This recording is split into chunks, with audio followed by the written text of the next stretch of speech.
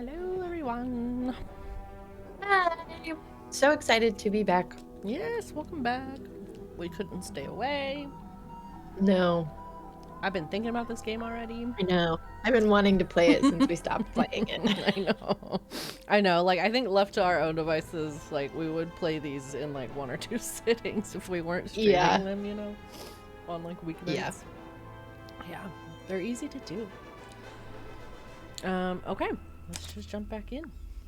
Yes. Solving a murder mystery on a submarine. I think we had finished with this room, right? Yeah, we had come back to look under the bed. Right, okay. Something else I wanted to look at was we had this pointed out to us, but we didn't go look at it. It said she said you could just look under a piece of paper, and I was thinking, like, it even, like, pulled this up and tried it, like, showed it to us again. And I want to remove this piece of paper, but it doesn't seem like it will let us. I'm sure it just says Seafoam. Is that her last name? Yeah. But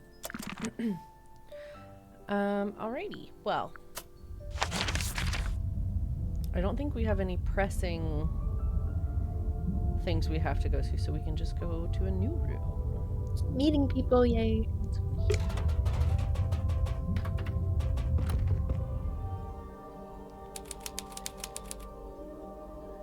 Oh, hello. Hello. Oh. Ah, Hello. weary travellers. Take a seat by the fire, shake out your boots. We're not weary travelers. Then why do you both look so haggard and trail-worn? Ouch. There goes my self-esteem for the rest of the day. We did wake up We're at like 4 a.m. detectives. I'm Grimoire, That's true. and this is Sally. We're here investigating the murder of Magnus Mortuga, your previous captain. My captain? Never. My captain is the moonlight as it shimmers across the lake. My captain is the wind as it whispers through the valley. Who is this woman? No idea. I kind of like her, though. My name is Moon. Mariana Moon. Aha. And what do you do? I do not do. I simply am. Of course. So, what, you're just some random traveler? A traveller, yes, but random, never. I'm here because I chose to be. I've been searching for the Mortuga submarine for some time, you know. How come? How come?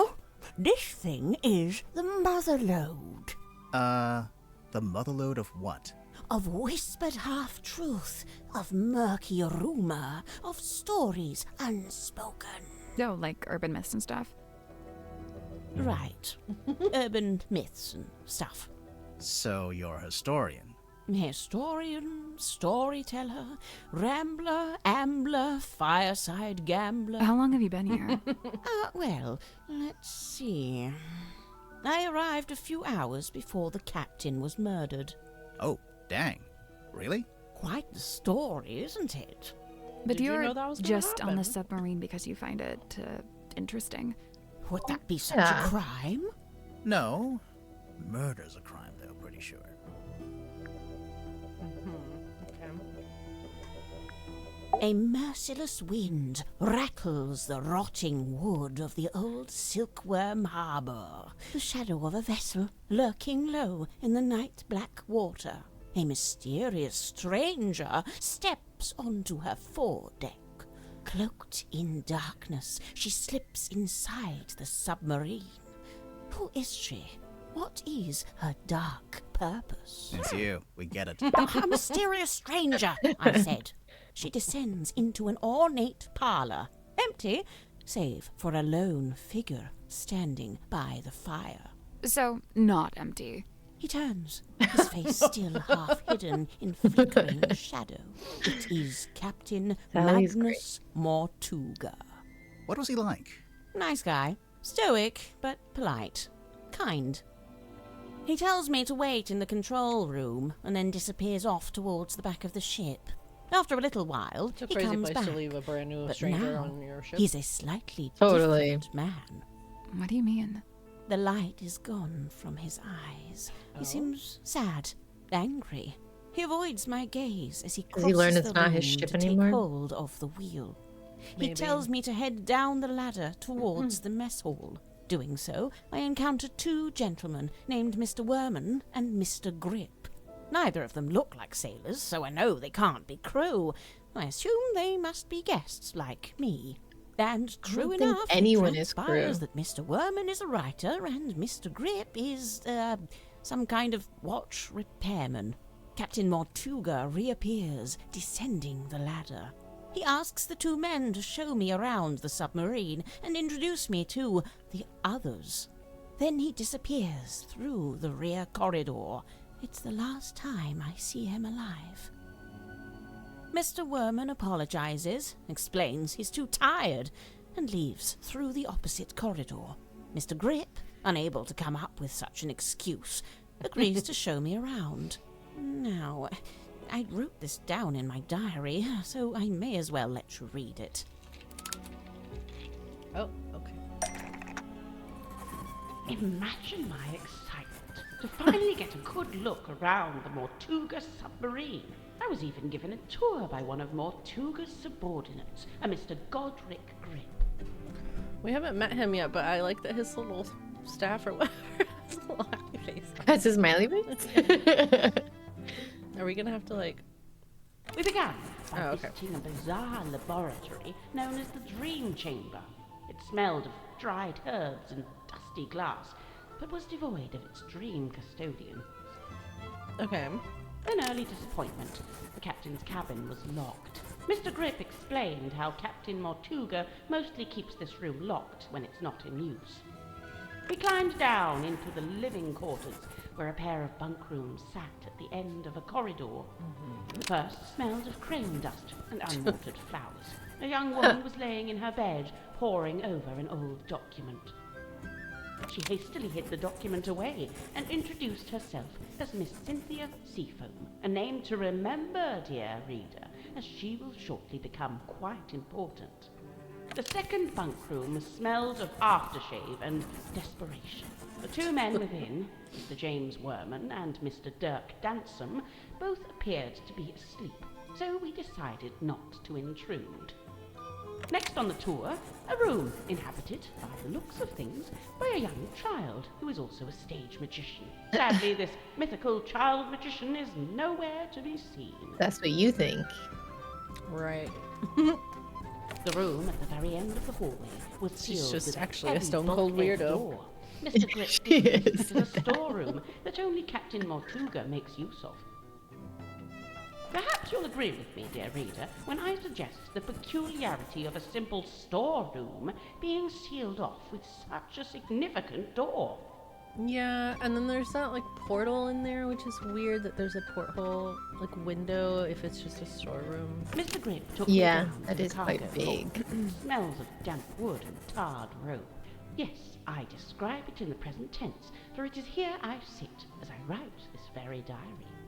Next door, the engine room, burnished bronze and tea-stained parchment. I learned that it's something of a nest for Mr. Grip himself, and thus was currently unoccupied. Outside, I encountered a Dr. Zacharias Zephyr, the aforementioned keeper of the Dream Chamber. Surprised to see us, he nearly dropped the empty glass bottle he was carrying. Empty. Yeah, and it was green glass, right? Yeah. Wishing to remove himself from the situation, the good doctor muttered something inaudible and disappeared up the ladder. We continued on into the next room, which I was amused to discover was some kind of shimmering mermaid grotto. I smelled her before. That I sounds saw exciting. the animal I know, I was like, I think I'm gonna like that room. Seaweed and sequined spandex. It can only be Madame Tadpole, a name which may be familiar to long-time readers of this diary. To long-time readers of this. What? Tadpole and I stood up while Mr. Grip skulked in the doorway, clearly hoping this would mark the end of the tour, but it did not, dear reader. It did not. Right, so, yes, I can see there's one more room to visit. Mr. Grip insists it's just the bilge. A dark, dank and smelly place, ill-frequented by humankind. I tell him he couldn't have sold it to me better if he'd tried. Okay. So I guess later that night, what were you doing? We enter the bilge, but it's too dark to see anything. Mr. Grip, who is clearly tiring of my company by this point, opens the vent in the ceiling to let in a little light. Moments later, a voice is heard, echoing down from above. Whose voice? A young woman, and then an older woman. I can't remember exactly what was said, but I remember thinking it sounded a little like poetry. What happened next? The sound of a scream, and then a dull thud. Oh. Yeah, that sounds like a murder. But a witch murder. Anyway, by this point I've used up all my patience, so I decide to take my leave.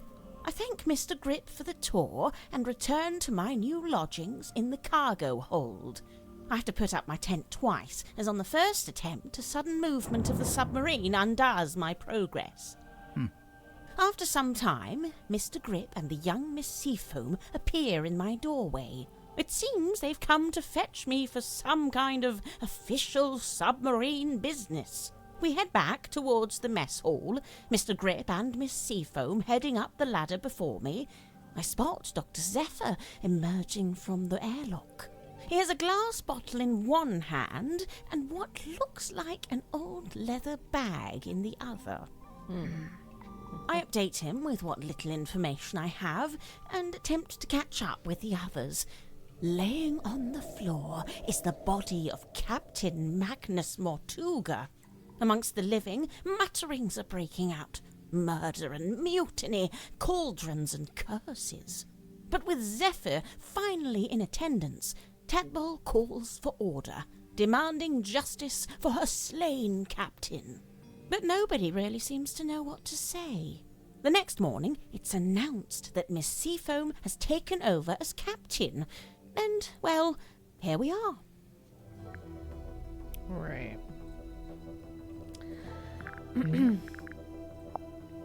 I'm loosely suspicious of Dirk killing him to like make a good story that Worman can write about. Ooh, that's interesting. Because I feel like Zephyr's still a little bit red herring-y. Like he's being like obviously suspicious in everybody's stories and stuff. Yeah. So I'm just reluctant to I think saw it's him. Dirk wandering the halls this morning, like he was looking for something. I asked him what it was he'd lost, and he said he couldn't really describe it, but it looked a bit like a gun. What? So, something that looks like a gun, but isn't actually a gun. I can't imagine what he was talking about. Like a harpoon launcher or something? I didn't expect to find a fellow herbologist on board. Dr. Zephyr really knows his rosehip from his rosemary. He's a chemist, too. Impressive, don't you think? I don't know. I get the sense his work is more alchemy than chemistry. He does seem rather secretive about it. I tried asking him about his experiments, but he seemed awfully reluctant to divulge any details. Sounds familiar? Worman, I know he once worked as a newspaper journalist. Oh, that's before he changed his name, of course. Have you read his book, Hex of the Helmsman? I, leafed through it. I must say Why were you he's all got weird some about good that? research skills. I'd love to know what his sources were. What do you mean? The book is very clearly a loose retelling of the real-life story of one Magnus Mortuga. You think that's why Broad she's here? shoulders, long Probably. arms, good for reaching across a wheel. He had a hard face, but soft eyes. I'd wager he was once a very handsome man. Is she Do you know just like anything a about his life big before fan? the submarine? Like, if he had a family? I'd never Showed heard up. mention of his parentage, no. But he lived in Silkworm. Do you know where exactly? The only record I found lists him as living at the Stone Top Inn. and working on board the Stonetop family sailing ship. As the captain? As a deckhand, and eventually as the helmsman. So how'd he end up as the captain of a submarine? All I could dig up was a rumour that he bought the submarine from the shipyard. He bought it? Or maybe he commissioned to have it built? Accounts vary on that. Either way, how could Mortuga afford to buy a submarine? My guess is that he didn't pay with money, but made some other kind of trade. Cynthia Seafoam, the daughter of Harbour Master Sylvia Seafoam, and the stepdaughter of Donovan Drummond, the shipyard owner. That's a pretty solid nautical heritage. By all accounts, Sylvia Seafoam was an ambitious and outgoing sailor, but I believe they raised Cynthia to be a mechanic. Still, sounds like Cynthia actually does have the expertise to be captain. Who said she doesn't?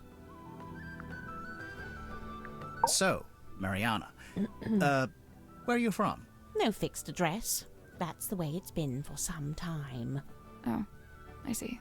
But you came to Silkworm looking for the Mortuga submarine. How come? I go wherever I please, which usually amounts to wherever has the most interesting rumours. I don't want to be rude, but do you ever have to do work to get money? From time to time. I've taken up work as a tour guide, a historian, a performing storyteller. But how did you wind up getting onto the submarine? Isn't it a secret? Well, if it's such a secret, how did you do it? I got a phone call from Cynthia Seafoam, and she told us to come to Silkworm. And then the submarine came up to the harbor so we could get on. Well, there we are. Perhaps that's how I did it, too. No, it's not. Don't No, lie. it's not. Don't lie. Symmetry Do we was think the only person maybe I Mortuga didn't see on is my Cynthia's tour of the dad? submarine. Maybe Mortuga is Cynthia's dad? Yeah. Like, secretly? That Yeah. would be very interesting. That would be very, very interesting. And this lady knows so much about each of these people. She does. She does. That's why I'm like, I don't know what she's doing. is she like a big fan? Like, she read the book and then was like, not only am I going to find the submarine and get on it, but like, I'm going to know everything about everybody. Yeah. Okay, so she didn't see Symmetry on the tour. Oh, right, because she was probably just pretending to be a portrait. I In the realized meeting. later that she'd been with Mortuga at the time. In the Illusion Theater? Oh. You know what's funny? Nobody else calls it that. They all just call it the storeroom. I'm led to believe Illusion Theatre is a name Miss Silkmoth came up with herself. Rather like how she came up with the name Symmetry Silkmoth. That's not her real name? It's not her birth name, no. I am curious because we knew she made that up, but like, Yeah. is she? I mean, we think that she's like what's her mom's best friend's name? I can't remember, but like that their moms were best friends. Besties. Yeah. Okay. Where on earth did you find this? Cynthia had it. I don't know. You two have all the luck. I spent a year researching Girl. Silkworm and never found anything this good. What's so good about it? It's penned by Solomon Stonetop himself. They say he built the Stonetop Inn with his own hands, and in doing so, he founded the town of Silkworm on Sea. Do we know who Don Drummond is? No, I don't think so. Yeah, I don't think we do either. So it must be the hex bottle. This is the one he was carrying. I can't speak to what that is squirming definitely around in has the bottle something in there, it now. but Right. The liquid is salt water with a mix of herbs. I suppose Is it like Zephyr must have a A pestle. curse or hex? Did he need to like Just murder know it. Mortuga Which to herbs? Valerian skullcap and chamomile. cast a hex or something? Looks like gold to me. No way. Real gold? Why not? I thought Symmetry was supposed to be an impoverished orphan. Well, it's not worth anything unless she's willing to sell it. True. Oh, good. I was worried this wasn't going to come up. What? Cynthia and her family? The submarine in the background? Yes and yes. But also no. The best part of this photo is the thing on the left-hand side. It's in a glass tank. Serpent. Do you see it? Mm-hmm. Barely. Is it a snake? It's the silver snake, also known as the silkworm serpent. Oh, you've heard of it? We might have. But what's it doing in the photo? So, that submarine in the background. The silver snake is the reason that was built. Sylvia Seafoam, pictured there in the fancy jacket, she was quite fond of her serpent friend, you see, but the powers that be were demanding she hand it over to be studied. So Sylvia made a plan to go and live in a submarine and take the silver snake with her. That's, quite ambitious. Wait, so the sea serpent would also be living in the submarine? Well, I don't have all the details. It's something I'm still researching. They did go out of their way to make sure that Cynthia looks like a carbon footprint of her mother and looks nothing like her Yeah. dad.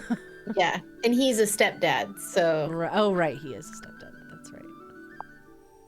Well, that has to be a face, but it's not. It doesn't look like anyone. When was this taken? Pretty recently, I think. I see. So she's probably still out there.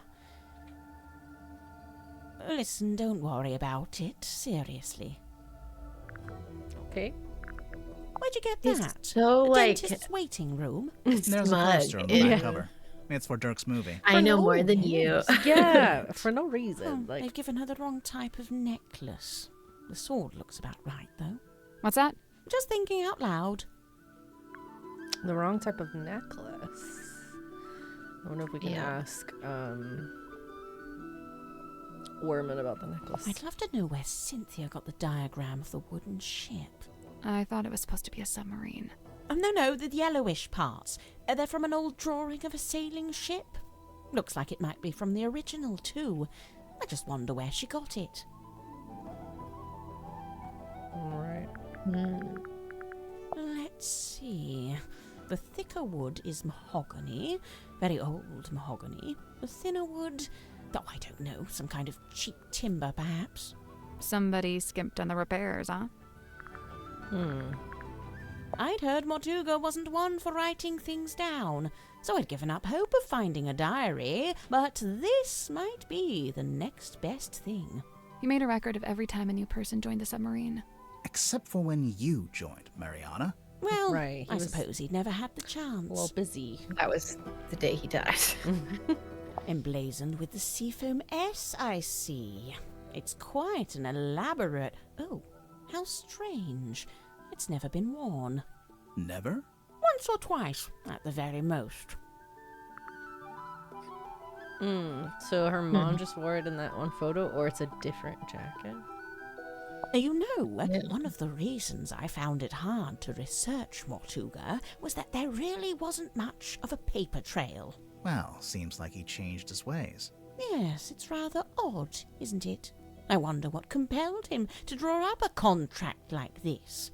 I can't help but feel like the idea must have come from someone else. These Indeed. diagrams, they're detailing the time and place to find the Mortuga submarine. Of course, it would be possible just to write it out in words, but this has been done with astronomy and lunar phases. Why? My guess is that it's intended to incite curiosity in the recipient. It's more effective than if they'd just written, "Come to this place at this time." It feels less like a trap this way. Less like a trap. Yeah, what a weird thing to say. Yeah. Mr. Worman's typewriter.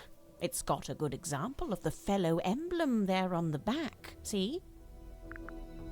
I do see. Oh, sorry, Belisha Bonetop. Yeah, that's what she's called in the book, too. Marcus Mordoom's captain/love interest. Flying a little close to the sun with that name, aren't they? What? In what way? bone top? Maybe. I don't know. We don't know what happens to her in the story, Nice so it's hard piece to of say. kit. Polycarbonate shell, tactile interface, unusually good battery life. I mean, it's a cell phone. Whose is it? Dirk Danson. I suppose that makes the most sense. After all, Mortuga really didn't seem like the cell phone type. No, certainly not. This marks a pivotal moment in Silkworm's history, the day the silver snake was discovered. It also shows the two women who found it, Felicia Stonetop, that's her on the left, and Sylvia Seafoam on the right. Stonetop, so Hang on, Sim's we saw a probably statue about Stonetop. this in the town square, but on the statue, the serpent was shown being wrestled by a male fisherman. Yes, well, that's history for you. She's not wrong there. Okay. It carries something of the cadaver about it. Might be the smell, rust and stagnant seawater. Perhaps it came from the ocean. Have you asked Madame Tadpole about it? Who? If I'm not mistaken, this little part at the front is actually a microphone. What?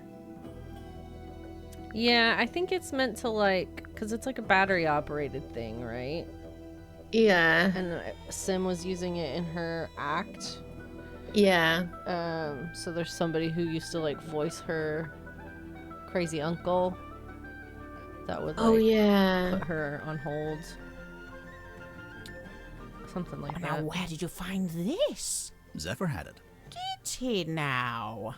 Lillian's locket, silver snake, golden palm, mermaid... The mermaid's tongue. You've heard of it? Only the name, and only when people were telling me it doesn't exist. Maybe it doesn't. But there's a photo. It definitely photo does of a exist. You guys dwelling. have seen it with your own eyeballs. What's Yeah. it supposed to do, anyway? The description in the book here is pretty vague. And they say it allows humans to commune directly with God while they're still alive. What? God? In here it says, said to facilitate communication with she who lies beyond the veil. She who lies beyond the veil, God, other dimensions, aliens, the afterlife. You know, it varies. But the sentiment is the same. Though it's a wretched thing, really. An echo of man's desperate, futile desire to wring answers from a silent universe. I can see why people would say it doesn't exist. But Zephyr's trying to get hold of it. Well, he may be. It depends. On what? The strength of his will. Mariana, I was wondering if you could tell us who's worn this. How's she supposed to do that? You know, by the smell. Oh. Gross. Very well. Let's see. I'm getting wind-battered mahogany, ice-cold sea spray, and mostly melted candle wax. Great, thanks. It's a piece of an old sail, roughly cut into a square. Okay. There's only Okay. one thing more mysterious than a locked box, and that's an unlocked box that's been emptied of its contents. Did you ever come across the cauldron in your research? No, it really does seem to be something Mortuga's been keeping to himself. What do you make of those scratch marks? I'm not sure. They don't really look like anything made by an animal. That's a relief. Wait, is it? It was a baby sea serpent Do you or recognize this, something. Mariana? Should I? Well, we just figured since there's a moon drawn on the label. So because my name is Moon, all moon-related things must belong to Girl, me? As if you don't have that necklace Even if it's on. not yours. Do you have Yeah, any idea you what literally it have is? a necklace. It's a herbal compound of some kind. Valerian, skullcap, chamomile, and seawater. So, not poison. Maybe it's medicine.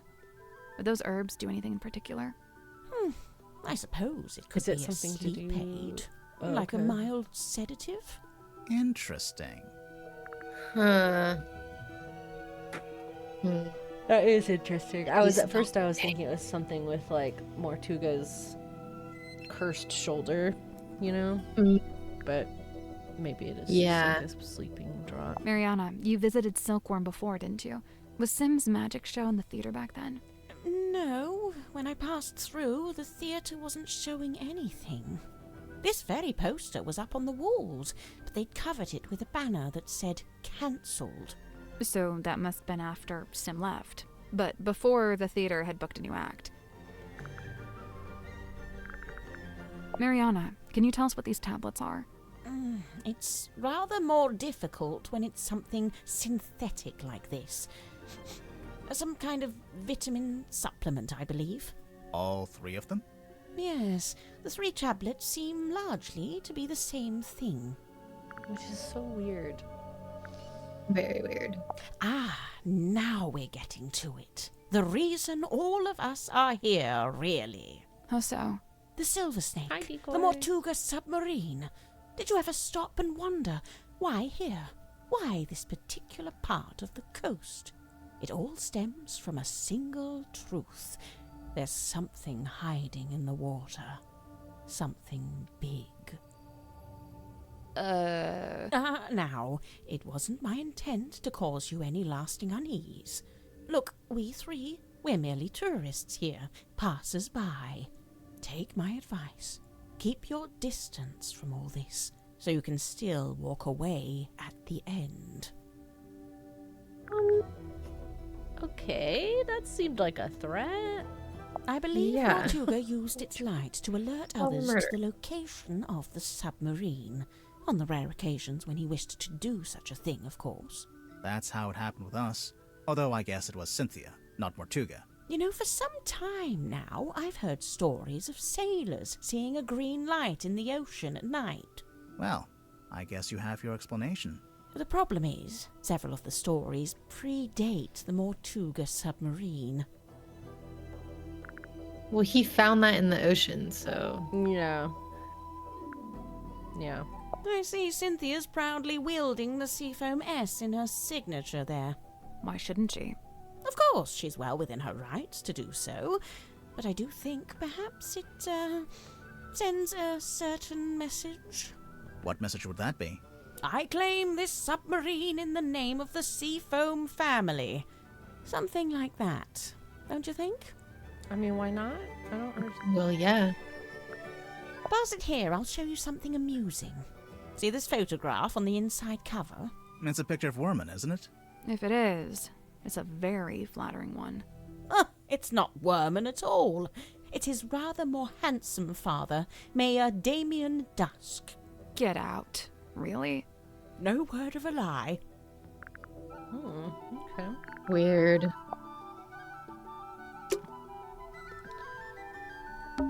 It's a big traveler's backpack. It smells like soil and grass. When you're done smelling it, there's something in the pouch I think we should take a look at. Got a moon on that too. Yeah. Square parchment found in the cargo hold, folded up tied with string. Governor's Manor, Fortuna Hall, steamed up in Seafoam Harbor. Okay.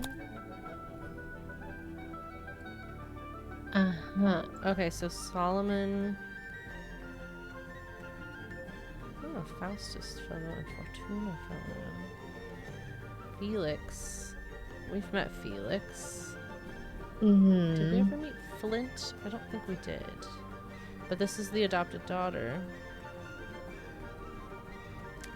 Interesting. So I kind of wonder, I think one of them, either Sim or Cynthia, is Magnus's daughter. Yeah. Because if Felicia Stonetop isn't marked as married on here either. Oh, but she was the dust, like the... But then... With Damien. So this guy had multiple marriages, or... Multiple kids. Or, because, yeah, does this make Worman and Symmetry siblings?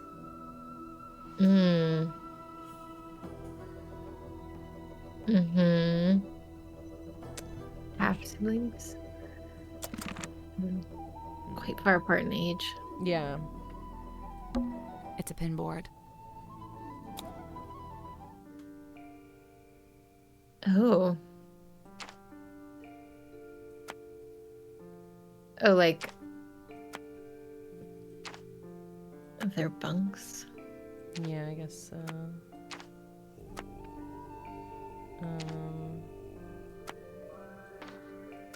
She's down here. They are here. Seems like there's only supposed to be one in each. I know, but that doesn't make sense. No. Should we put him in the room he died in? Yes. Or the control room. Or the control room. What do you do with us? Right. And where's this guy's room? Is it like right here? I think so, yes. I suppose you could put symmetry in her, like... Oh, up here in her... Yeah. Yeah, what do we do with us?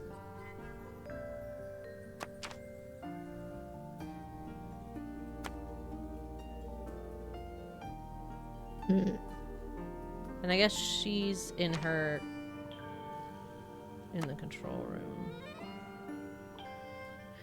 Yeah, maybe it wants to know where we are right now, but that would be... Maybe to put Wes with her, like all three of us in there. Yeah. I mean, I guess. Nope. So, there's a drawing of each of the suspects, one of Mortuga, and one of us too. Each one needs to be moved to the right place on the board. Well, I understand that, but... Yeah, but... And we can't reference the I'll do this later. map? Okay, we can. Okay, let's... So it's just where everybody is right now, I guess? I guess symmetry's in... She's not all the way on the right. She's next to the illusion theater. Yeah. Okay. Alright. Let's try again. It's a pinboard.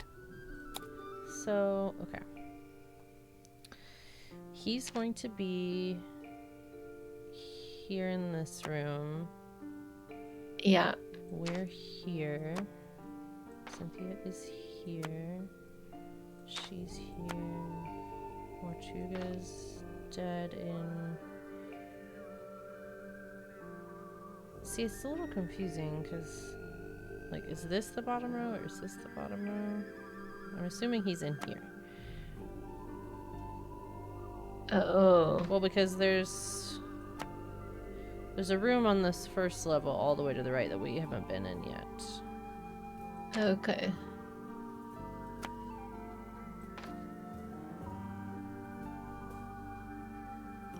And this one, it's the same row as Cynthia, 2 rooms over. She's probably going to be in here. He's in here. She's here. And Sally. Nope. So, each one needs to be moved to the right place on the board. Will you move Zephyr 1 to the right and try it? That's not it. Looks like the board's been divided into segments. The shape looks familiar. Is Of it? course. Remember Mariana's diary? Yeah. I'll do this later. I do remember her diary.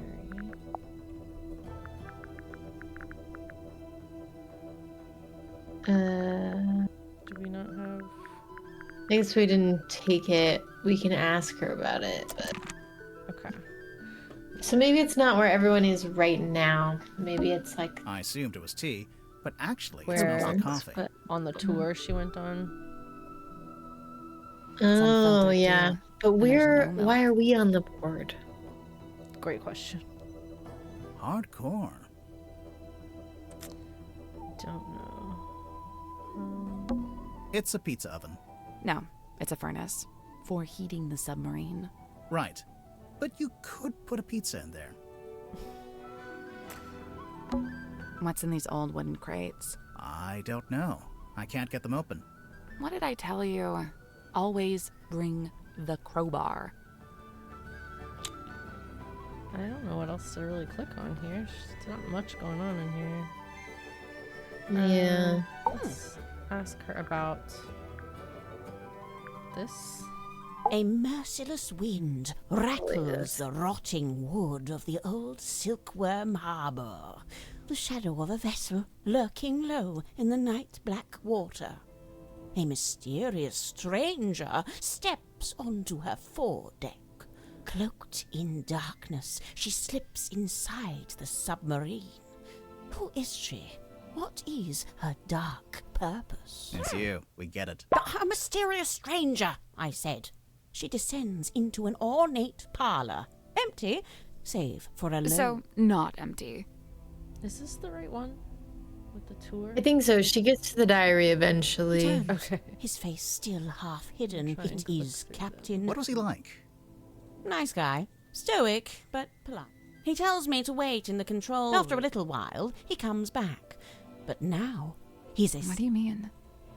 The light is gone from his eyes. He seems sad, angry. He tells me to head down the ladder towards the mess hall. Doing so, I encounter two gentlemen. Neither of them look like sailors, so they so were I in know the they mess can't hall. be crew.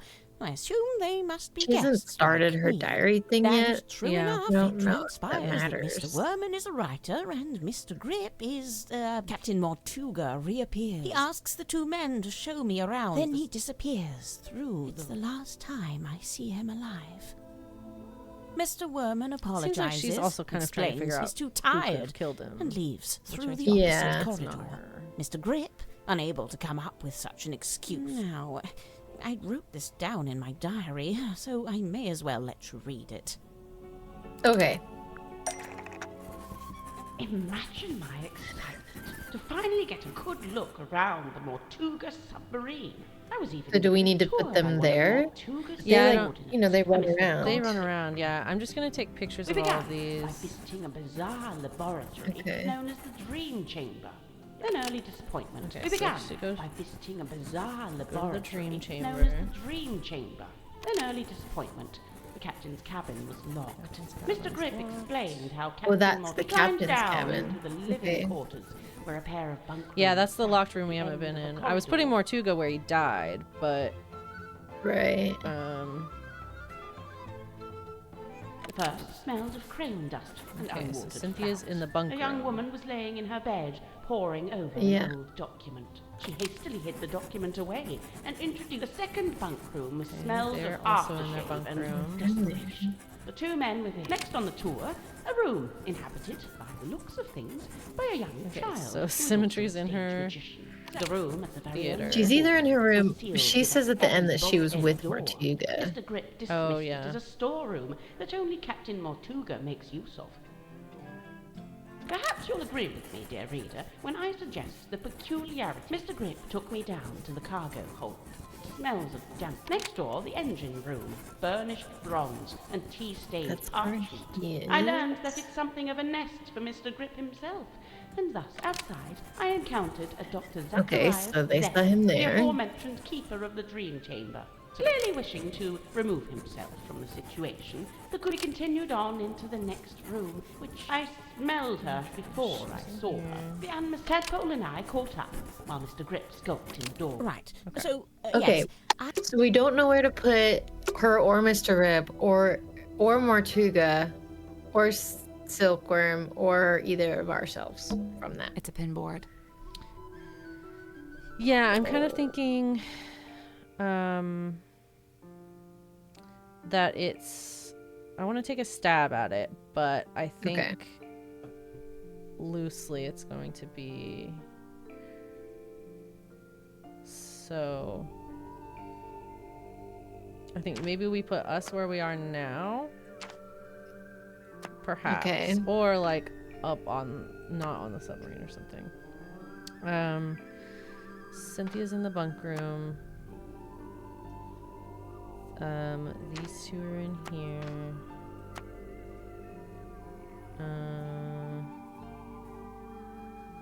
Mortuga's probably in his captain's quarters with Symmetry. Yeah, I think these two are together having a meeting or something. She's in her room. They met up with him like here. Yeah. Or like here, technically, is exactly where his paper was. So where do we put them? Do we put them in their rooms? Maybe, or where were they at the end? Like the very last page? I didn't take a picture of the very last page.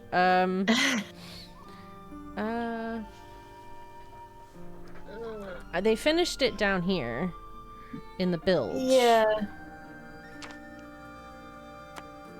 Oh, right, in the bilge. We should put them in the bilge. I don't know what to do with us. I'm assuming this isn't right. Nope. So, each one needs to be moved to the right. Maybe we just don't. Maybe put us off the ship. Yeah, like over here. Yeah. That's not it. Okay. Looks like the board's been The divided. shape looks familiar. Of course. Remember Mark? I'm wondering if we just come back to We'll this. come back later. Maybe we find out more information or something as to where. I don't know. people are. Everything we've been able to do, Yeah. like, It's closed, a you It could know? do with a polish. You could do Yeah. the polish. And they say just remember the diary. It's just.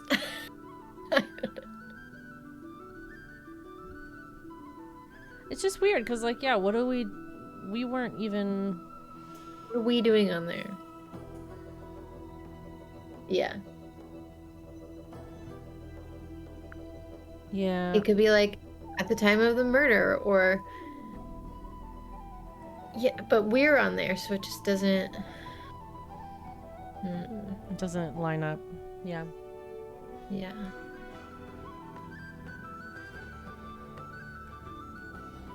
Unless they're gonna let us sleep somewhere, then it would be by bunk, I suppose. I doubt it. I'm trying to think, like, what. If there was a specific moment, because it also changes depending on what time, you know? Like, it could potentially be where she first saw them pinboard. all. So, like, Grip and Worman were in the Mess hall. mess hall, but that was before the tour started, you know? Yeah.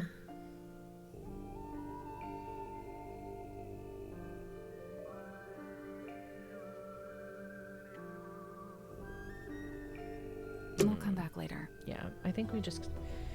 I want to at least talk to everybody first and Yeah. see what they say, and then if we get any more or like additional information, great. If not, we can come back and mess with it. Okay. Sounds good. Have we talked to her about everything? We got new stuff. Ah. I see you've been enjoying my map. It's barely a map. It's closer to a list. What about the family tree on the back? Most of my research into silkworm has been focused on these two family lines, the Fellows and the Stone Tops. Seems like you haven't worked out how Mortuga fits into it. His name is just floating out there by itself. I'm not sure if he does fit into it, to be honest. Mariana, you've got a question mark there. Someone you don't know the name of. Ah, yes. Quite the mystery, you see. I'd heard about... We know her name. It's Freya. You're Oh welcome. my god, Freya! Is it really? He's dead.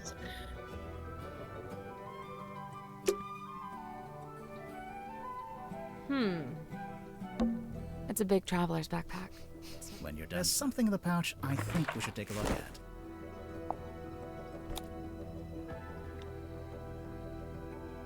Yeah, Felicia's daughter, Freya. Aww. So are Freya and Symmetry siblings? That could be fun. They do look similar. Interesting. Poor Freya. I know.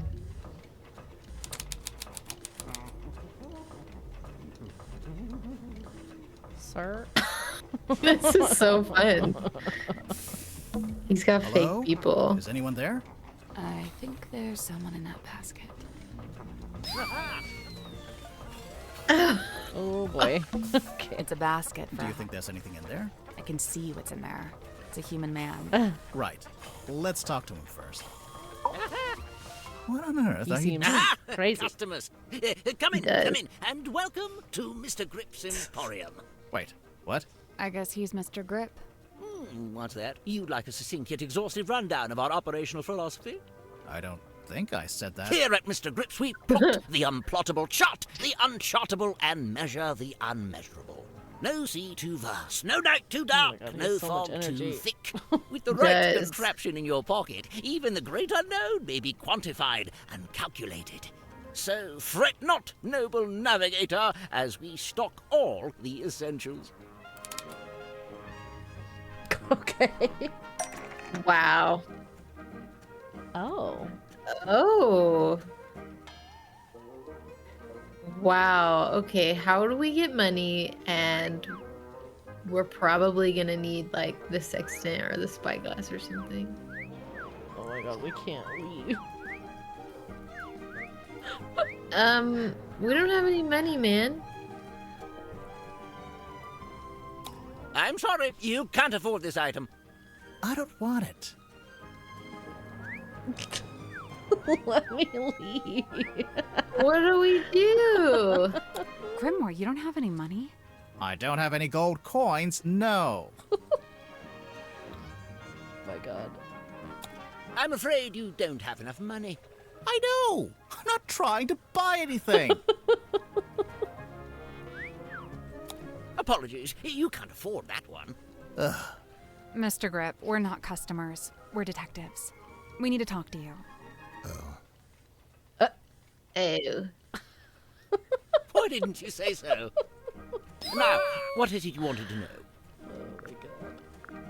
Well, he's a character. Can I get your full name? Godric Grip of Mr. Grip's Emporium. And that's this little shop you run down here in the engine room for some reason. This is merely the newest branch. The flagship site is back in Circuum-on-Sea. Yeah, we saw it. It's all boarded up. As well, I can't make a living selling compasses to the ghosts in a ghost town, can I? So that's what you do? Sell compasses? Can't make a living Seems selling kinda it out of niche. here We either. buy, No. sell, and service all manner of nautical navigation equipment. What's that?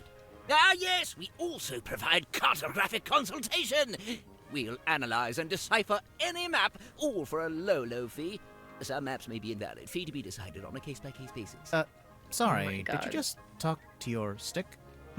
You mean Cornelius Kane? And he's given it a name. Great. Don't ask any follow-up questions. Maybe he'll let us move on. God. How'd you wind up here? I crashed my hot air balloon into the ocean. Whole thing came down. Dreadful. And of course, I've never been a swimmer, don't have the upper body strength. How'd you crash your balloon? A rather spirited disagreement with a flock of migratory pelicans led to an abrupt Sure, okay. Oh my And God. the actual reason? storm. There we go. Wait, so you're an aeronaut? I thought you were a shopkeeper. Yes, well, you're quite right, of course. But I've been inspired to leave my shop behind and head out on a journey of discovery into the great unknown. That was the plan, at least. As you can see, I didn't make it very far at all. So there's a storm, Stick the has balloon little crashes, you bubbles, fall into too. the ocean. Then what? Enter Captain Mortuga. He finds I me know. adrift, fishes me out of the water, and promptly places me here. In the engine room? Was every other room taken? On the contrary, only Mortuga and Zephyr were living here when I arrived, so I rather had the run of the place. Cornelius and I just agreed this would be the best place to set up shop, as it were. Why did you set up your shop again? You just said you'd been inspired to leave it behind. I had to make myself useful somehow, didn't I? Let's see. I'd taken Cornelius up to the mess hall. Poor fellow needed a little repair work, you see. Were you alone up there? Aside from Cornelius, I mean. No, Worman was there, working away on his typewriter. Then, all of a sudden, somebody new came down the ladder. A woman by the name of Mariana Moon.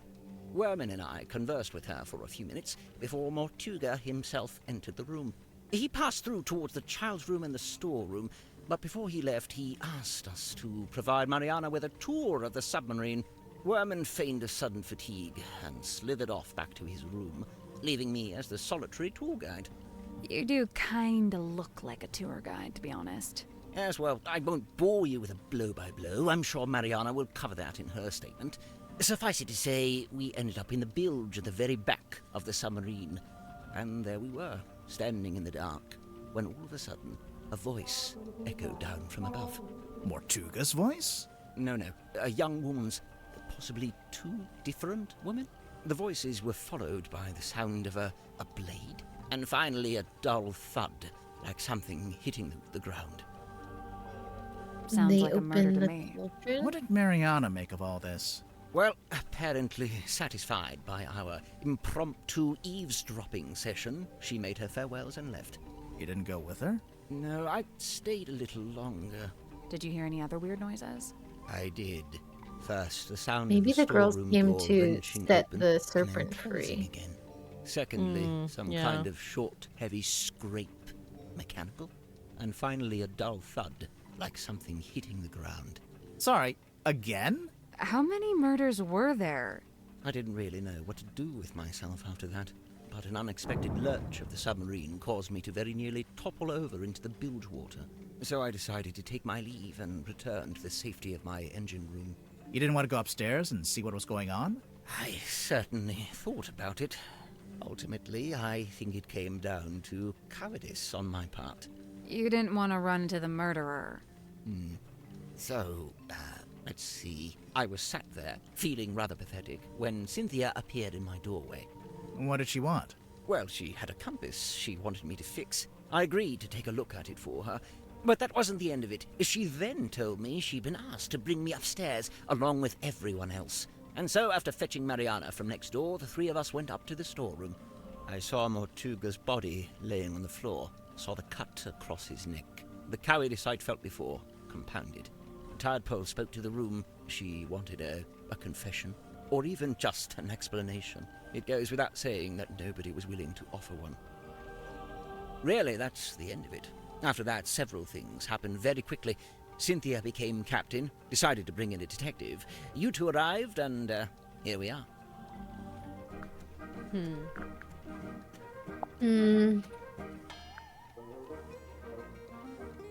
Oh, I like this music. Yeah, this is fun. I noticed Dirk seems to be trying to tell Worman what to write in his book. Is he just trying to make sure Worman gets it done? Or is he trying to get him to that write it in Worman's a writing certain anything. way? A little Yeah. of both, I'd wager. Maybe he's in league with Worman's publisher. Dirk? That can't be right. If I recall correctly... Well, he told me definitely he worked for is. something called, We know this. Oh, yes. Thank you, Cornelius. Wit and Whimsy. That was it. But I'm not sure what It's it... a movie production company. It's owned by Oh, Vincent yeah. Van de Peer. He's a director and He's producer. more in league with Well, the movie. someone's well-informed. And I'm sure if Vincent he had once went any location influence, he would scouting want in to the make swamp where I himself worked as a look gift as shop cool as sales clerk. possible. Yeah, Ah, of course. But it's like he plays Mortuga, right? In the book, Oh, so does it he? wouldn't. I think he plays him in the movie, so it wouldn't make a whole lot of sense for him to kill himself off. Yeah. Now that I'm thinking about it that way. But like, yeah, I don't know. There's something going on with the, like, he's involved somehow. I don't know if I think he's the murderer, but like, he's definitely motivated by getting that book written. Yeah, totally. And I What'd you feel make like of old Cynthia Dr. and Zephyr? Summertree knew each other before, and they're pretending like they didn't. Yes, I agree. Yeah. Not a fan? There's been some speculation that his experiments may be dangerous or even harmful. Although it's hard to be sure, since he seems so reluctant to admit what they actually are. You don't even know? I would have thought, since you've both been here for a while. Well, yes, Zacharias was one of the only 2 souls aboard the submarine when I arrived, but he never made me feel especially welcome, and he certainly wasn't keen on me poking around his dream chamber. In fact, he always seemed somewhat wary of me, like my arrival was going to scupper his plans in some way. I guess Zephyr and Mortuga weren't expecting anyone else to show up. What were they gonna do? Right. I'm not sure. What was the plan? I never got the details out of either of them, so I can't confirm this. But I believe Werman was invited onto the submarine by Mortuga himself. Really? Sorry. Why? It's very strange. I can't for the life of me imagine why Mortuga would bring a journalist on board. Werman's an author, not a journalist. Well, he used to be a journalist. He wrote for the local newspaper. And I will say he doesn't seem to have lost the instinct to always be on the lookout for a story.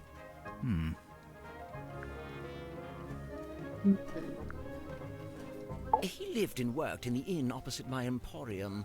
I'd see him when I offered my custom at the inn, and in return, he'd come by my shop. As a sailor, Mortuga shared in my interest of nautical navigation. He even hired me for a job once. Did he tell you he was planning to go live on a submarine? I don't think he told anybody. After his disappearance, all I had was several largely unsatisfactory rumors. They said he disappeared into the sea, whatever that was supposed to mean. The first time I laid eyes on his eponymous submarine was when it rescued me from my fallen balloon. I can't tell you how surprised I was to see Magnus Mortuga step out into the foredeck, although he wasn't quite the same man I'd known before. How do you mean? The light in his eyes was dulled, like he wasn't really there. And what had happened to him? Well, I'd never found out, but perhaps the rumors were true after all.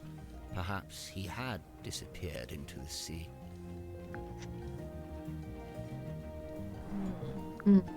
Before this thrilling little jaunt on the Mortuga submarine, I'd lived in Silkworm all my life. I worked for my father and eventually inherited his business. Godman Grip's nautical and aeronautical precision measurement and navigation instruments. Snappy title. I eventually trimmed the name down to just Mr. Grip's Emporium. That was around the same time I hired young Cornelius here as a much-needed second pair of hands. He's a stick. He does not have hands. Yes, running that business was my whole life for many years. Slow, sometimes tedious work, but I was extremely good at it. I especially relished in the task of deciphering and restoring old maps. The more decrepit they were, the more I enjoyed it. And now you live in the engine room of a submarine. Must be a big change. Yes and no. Young Cynthia seems quite convinced that she should be the new captain in the wake of Mortuga's death. Sounds like you don't agree. Well, now, I didn't say that. It's just... You don't think she's up to the task? On the contrary, from what I've seen, Cynthia is a remarkably bright and capable young woman. So much so that I bemoan seeing her spend her best years hidden away down here in the dark. Oh, it doesn't have to be permanent. She could be captain for a little while and then go do something else. What's to say this isn't like valuable way to spend her time? I don't know. Yeah, her dream. There was something I noticed while giving Mariana a tour of the submarine. Soon after we entered the bilge, she whipped out her tobacco pipe with a strange kind of urgency. Did she smoke it? Well, she put it in her mouth, but she didn't like to light just it. chomp on it. What's that, Cornelius? You've never seen her light it? Well, now you mention it. Yeah, probably not a good idea What's to in the smoke inside a pipe? submarine anyway. Why she just Yeah, got so it? Mariana seems like such a stickler for health and safety regulations. Yeah, it is weird that she always just like chews on it, holds it in her mouth. It's just like a prop for her. Yeah. I will say, in the last day or so, the symmetry does seem particularly somber. Because of Mortuga's death? Yes, the problem seems to be that she considers herself a kind of catalyst. Does she? Why? Well, I believe she'd been working on some new project, and shortly before Mortuga died, Symmetry shared this project with him. And? And then he dies. It's probably just bad timing. What kind of project was it? I really have no idea. What's that? Oh, yes. Cornelius tells me he saw Symmetry drawing something while in the mess hall. A poster, apparently?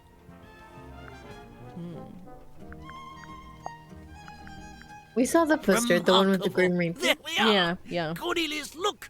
I told you all our hard work would put us on the map someday. How come your logo is a hot air balloon? I thought you sold stuff for boats.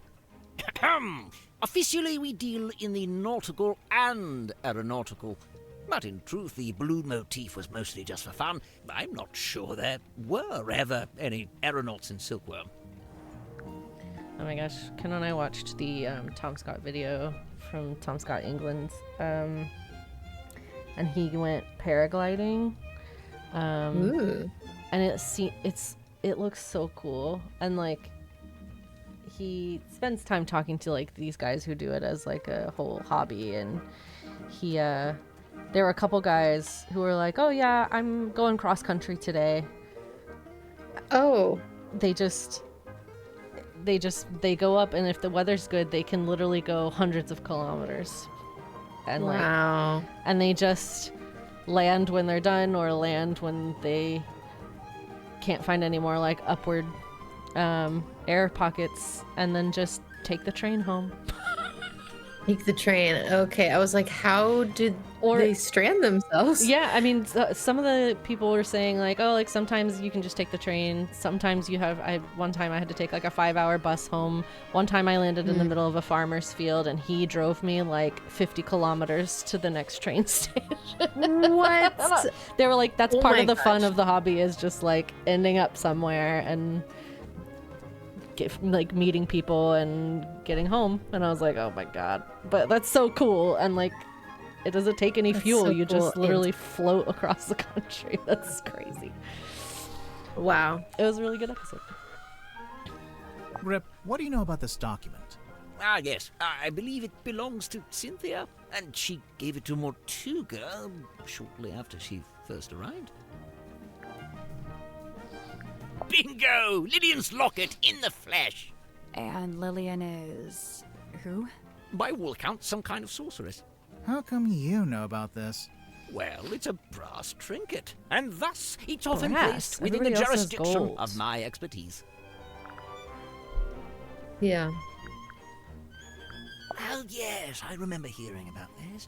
A submarine constructed by the harbour master and the shipyard mechanic, who I believe was her husband. Where'd you hear about it? Just gossip from around town.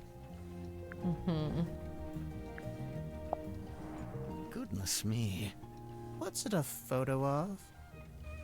Well, it's a face. I suppose we can agree on that. Doesn't look like any face I've ever seen. No, well, perhaps you ought to count yourself lucky. What the heck? I'm up with these people? so curious about the face and her. Yeah. Are there really only 2 characters? It's just a poster. I'm sure there are more in the actual film. If it sticks to the novel, there actually might only be 2 characters. There's only 2 on the whole book. That's What? interesting. What's the deal with this blueprint? It's kind of a mess. They say Mortuga bought an incomplete submarine and then paid for it to be completed. So it only makes sense that the blueprint's as ramshackle as the ship itself. Where'd he buy it from? How'd he pay for it? 1, the shipyard, I imagine. And 2, I have no idea. He'd never seemed to have any money. Right. Do you know how the wheel got I don't know damaged? yet. I haven't It parsed looks out the in story working yet. order. No. I'm, No, look. Yeah. Some of the spokes are different. It looks like they broke off and got replaced. You're quite right. Although it's not exactly at odds with the ship as a whole, is it? Meaning? Look around you. She's a ramshackle old thing. Sturdy, yes, even handsome in places, but undeniably a patchwork of sorts. Yeah. It's very endearing. It's very cozy almost. Mortuga's log. Let's find the entry about me, shall we? Ah, here it is, right after Zephyr's. Godric Grip rescued from hot air balloon accident. To refer to it as an accident, a merciful gesture indeed. I mean, you didn't do it on purpose. Yes, this was clearly made by someone who understands the value of iconography. You mean the S emblems? The whole thing? Yeah, there's like serpent emblems and like a tail on the back too. Two individuals in contention of the ownership, however, recent developments exposed. No, I don't like it. No, what's wrong with it? The wording, it's too vague. It could be about anything. But if it's not about Cynthia and Mortuga, what would it be about? I couldn't say, but I stand by it. There's a chance Cynthia's got the wrong end of the stick. Perhaps she ought to be captain after all. Oh, sorry, Cornelius. He doesn't like it when I say wrong end of the stick. Just in case you've forgotten that this man's crazy.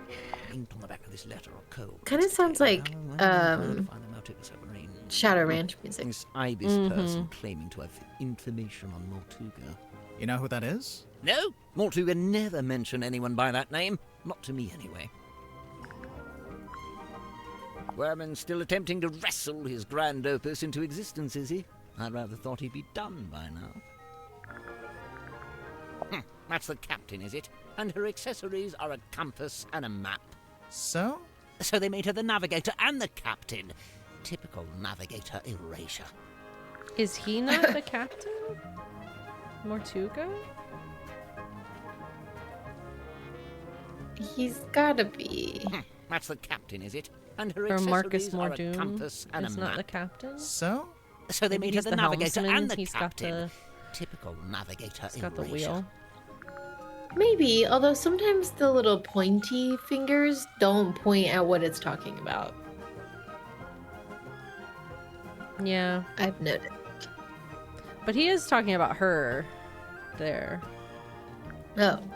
Because, yeah, he says she's got the That's the captain, compass is it? and the And her map. accessories are a compass Oh, yeah. and a map. So? So they made her the navigator and the captain. Typical navigator erasure.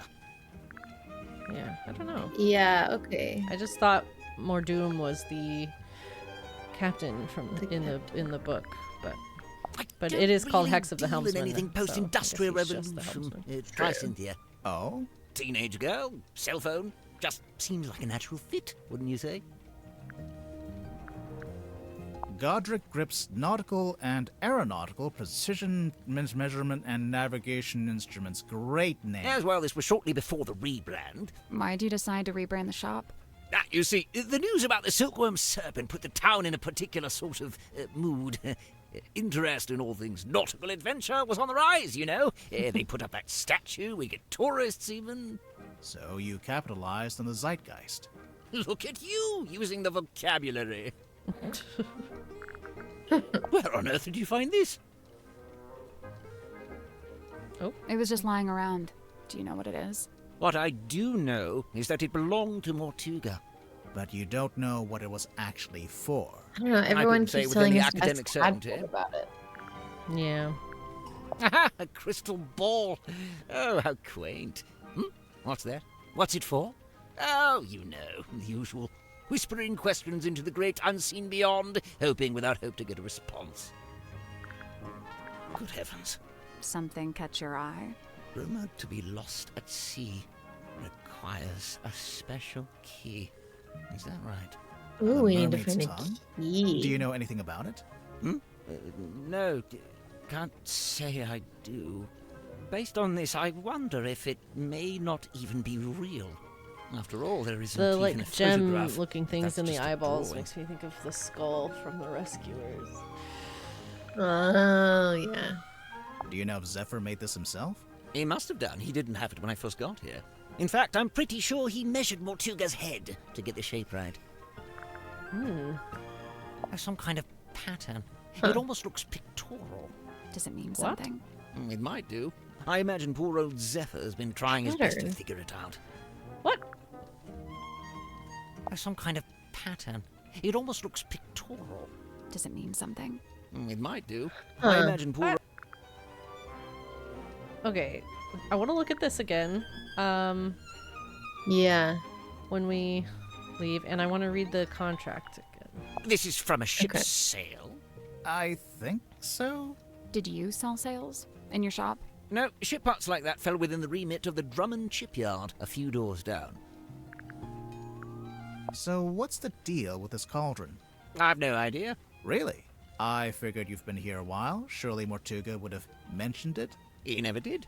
Seems like he was keeping it secret. From who? From everyone. Why would it need to be a secret? Maybe he just wanted it all for himself. Yeah, whatever was in there, I mean. It wasn't really Mortuga's modus operandi to be selfish like that. Quite honestly, it's more likely to be the exact opposite. What, so keeping it secret was him being selfless, somehow? Like if it was dangerous. He kept it hidden as a way of keeping you all safe. I mean, he brought it on board, so. Yeah. We think Mortuga might have dropped this when he was killed. You can think that all you like. Personally, I think it came from somewhere else. If it wasn't dropped by Mortuga, perhaps it was dropped by the culprit? Might have been neither. You're suggesting this bottle made its own way into the crime scene? Maybe. How would that happen? Cornelius someone tells just going me he in spotted a before? silk moth drawing Yeah. this while she was in the mess hall. What's it a drawing of, exactly? Let's have a look, shall we? Ah, that symmetry, I assume. And she's sitting on the cauldron, facing a window? Yeah. Is that a sun? Probably. Although it could be a wheel. Bothers me that it's missing yes, a little wheel ray tablets. Yeah. every time we look Yeah. at it. Ah, yes. Can't really miss it, can you? It's creeping me out, but I really want to know what it is. I wouldn't lose sleep over it if I were you. Or would you lose sleep over it? Or, exactly. Wonderful, isn't it? Cornelius thinks it might be his great-grandmother. For all I know, he may be right.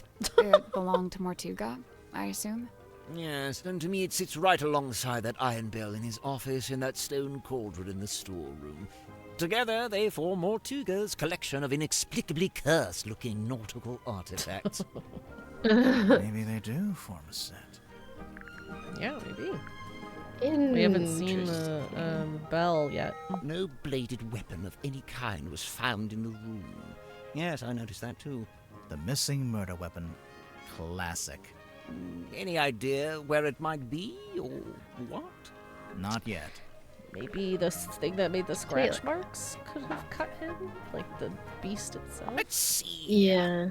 Nope. Doesn't say it anywhere. No based on, no inspired by. Inspired by what? True events.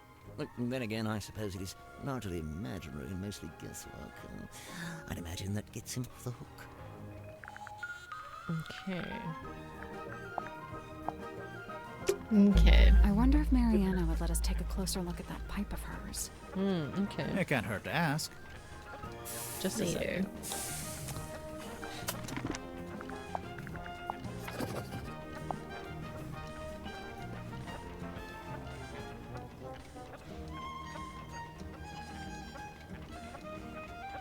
It does specifically say the Mortuga submarine. Yeah, I mean, that's not very vague. Legal owner of the Mortuga submarine, and thus the rightful commander.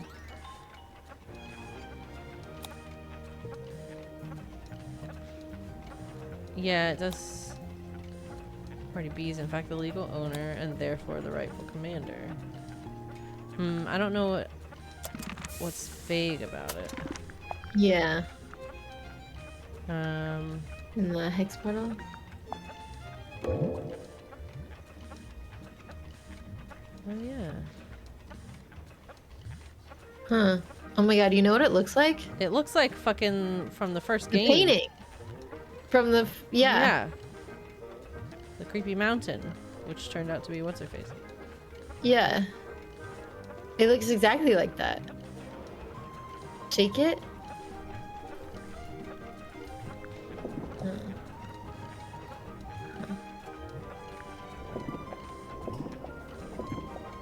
What is that? I don't know why. I don't know why the shaking's a thing. It definitely does look like that, though. Interesting. Who are these guys? Huh. Just some of Is my it just a satisfied little customers. nod, or It might be, but all that bottle and the hex also seems very important here. yeah? So I don't know. It's a big compass. Broken compass.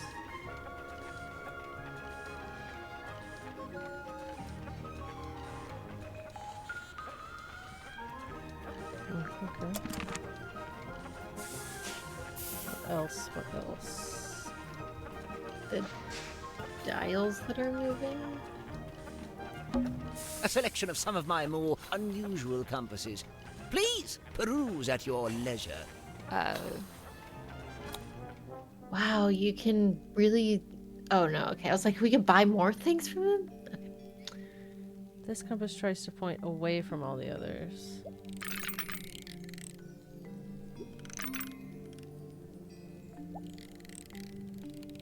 So it's not pink. Yellow. It's moving. Well, that's pointing towards. No, now it's pointing away. Okay, I think it's yellow. This compass doesn't want to solve this puzzle right now. This compass tries to point at all the others. Okay, maybe green.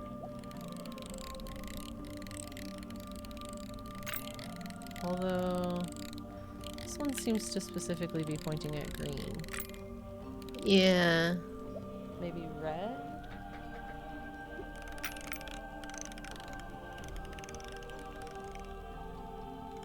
Actually, a clock in disguise. Are any of them moving? I kind of think I pink. think it's pink. Yeah.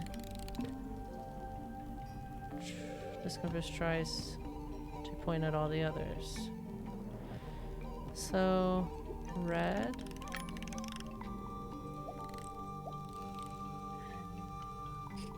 Maybe like split them up and it'll point directly in the middle.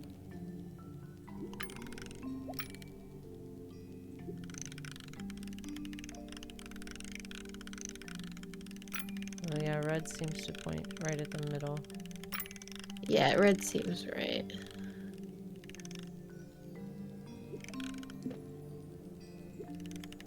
So which one doesn't want to solve the puzzle right now? What does that mean? So, I mean, this one points at green, it looks like. Does. What is green? Is green always pointing at pink?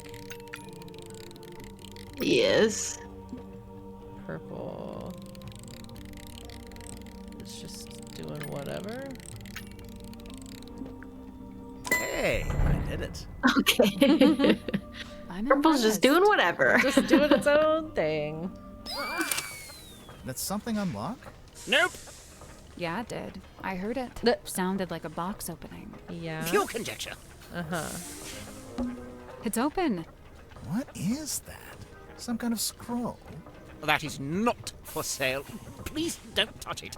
We're gonna look at I'm it. gonna at Too least late. look Sorry. at it. Sorry. I think. Ooh. Hmm. Oh. Oh. Service record, Godric grip. Approximately 2 miles from the Silkworm Coast.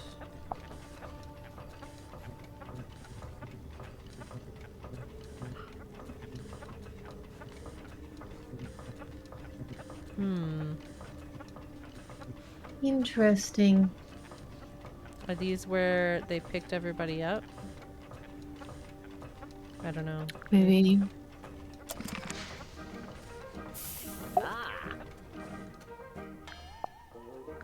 What's with all the needles and cogs and stuff? It looks like Grip's halfway through fixing it. That's what I figured, anyway. Ah, thank heavens. That's what I was hoping for. Sorry, what? Perhaps I should explain. You see, Miss Seafoam came to me with a compass she needed fixing. Oh, I great. went Yeah, to yeah, put yeah. the needle back on, but Cynthia stopped me. No, she said. The whole thing is broken. You'll have to take a look at the insides. You'll have to replace the needle. For some reason, she seemed to need it to be true. She needed the compass to be broken. I told her I had various spare needles I could try out as replacements, and here we are. And you left it out so Cynthia would see it? So she'd think you were actually fixing it? That's the idea, yes. So if you kindly put it back where you found it. Interesting. Okay. How much for this one? It's not for sale. Oh, too rare? Too valuable? It's from my personal collection. I really hadn't intended for you to see it. Well, we did see it. What's it a map to, anyway? What's it the red eggs? Now that's the question, isn't it? You don't know? Unfortunately, not. Okay.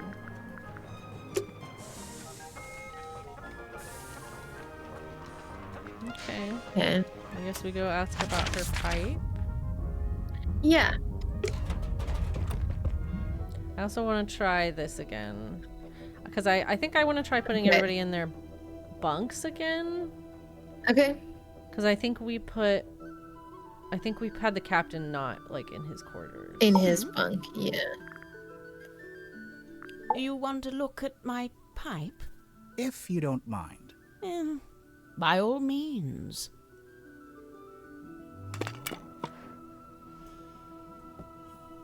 It's a microphone. 1, 2, 3, 4. Yeah, it's like a recording device. Yeah. Like Judy's carrot. Yeah, exactly like Judy's carrot. Sally, despite what you may have read in popular detective fiction, this is no time to smoke a pipe. I'm not gonna smoke it. I want to listen to it. You... what? It's a little tape player. Come on, give it up. Just let me take it. I'm sorry, Tanya. I cannot. But why'd you even need? I've told you How did she before. get this? No, you haven't. Tanya. All you've ever told me is that you... I'd like to request that you return to your room. I have something I must attend to. Who's Tanya? Who the fuck is Tanya? Maybe that's Miss Tadpole? Oh, Tanya Tadpole. That would make sense. Okay, that would make sense. And more listen, too good. why don't we just kill him? Now, that helps both of us. If he dies, we're both free, right? Come on, I know you don't have any better ideas. He's talking about the book. Yeah. That's a red herring. Yeah. He sounds like Paul Rudd so much to me. The stargazing girl stares into the ink-black void. Upon her trembling lips, a question born. A forbidden query of what may be and what may not be. The void, unyielding to the girl's plight, stares back. It speaks. Close your eyes, my love, and be still, for this is the end and the beginning. You practicing her show? It seems like it, yeah.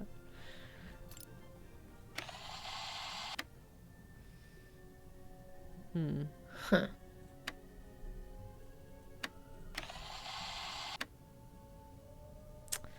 All right.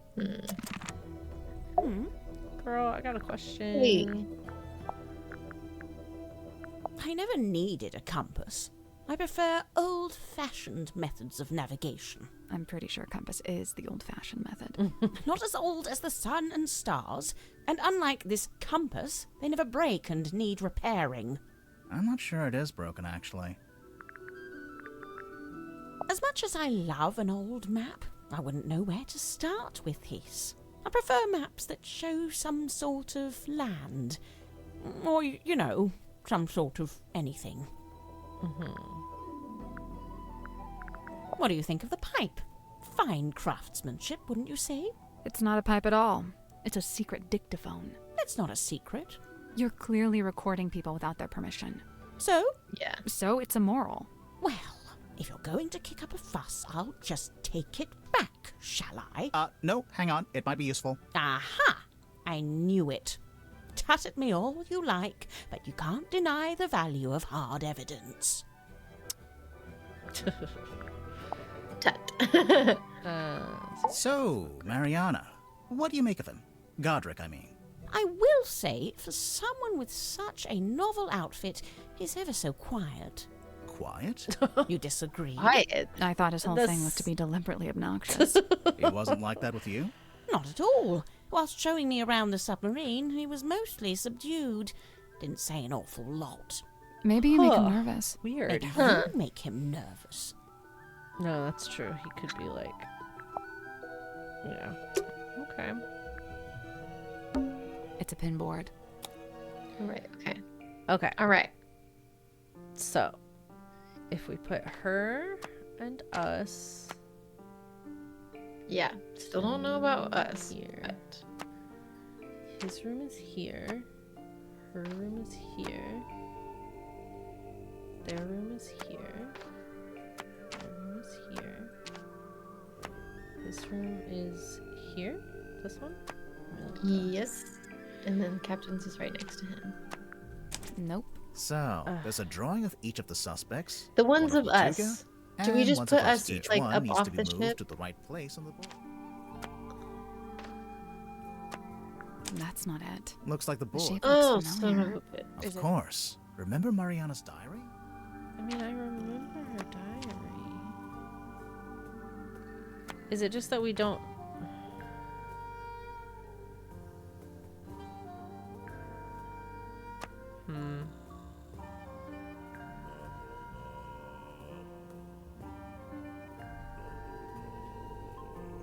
Because he doesn't have a bunk room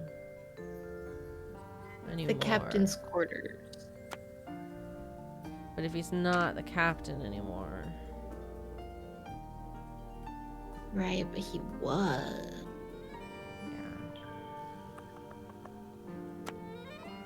Yeah.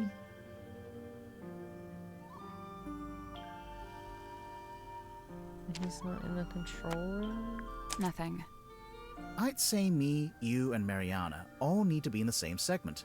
Girl, we are. Oh, and Mortuga probably shouldn't be in any of the segments. Why? Why? Just because he's dead? I don't understand why he's supposed to be left out. Nothing. I'd say me, you, and Mortuga Okay. probably shouldn't be. Okay, so now Okay, hold on. Is it's he, where is he everyone supposed is to be right here? now. Nothing. I'd I'm say thinking- and Mortuga probably. Since he said that we all need to be in the same segment and Motuga shouldn't be, that it's probably where everyone is at right now on the ship. So like, So she's in the control room. He's in and his room. he's in her weird cave thing. Yeah. So that would be it. Yeah. And then he wouldn't be anywhere because he's dead. I did it. Apparently. Okay. Okay. Good job. Okay, so we I mean, I guess it. it's his body outline. Like he's not still there, but Yeah. we did it a long time ago. I feel. Nothing happened. What were you expecting? Normally, when we complete a puzzle, something unlocks and we get a new clue. Yeah, we've been conditioned to expect that. If it's a clue you want, take a look on the back of the pinboard. Oh. What's this? Okay. A new clue. Night of a full moon. We're the greatest detectives. What is... It's a girl holding a shrimp crab thing. I think inside it's of her tail? a... I Oh, think it's a mermaid? she's holding her own tail. It kind of looks like. Whale and a wolf. That's this. Hmm. Is this the same WW that's on the phone? Oh! Maybe that's Dirk's real name. But it's like a ticket. Yeah. Or it's the movie production company. W and W.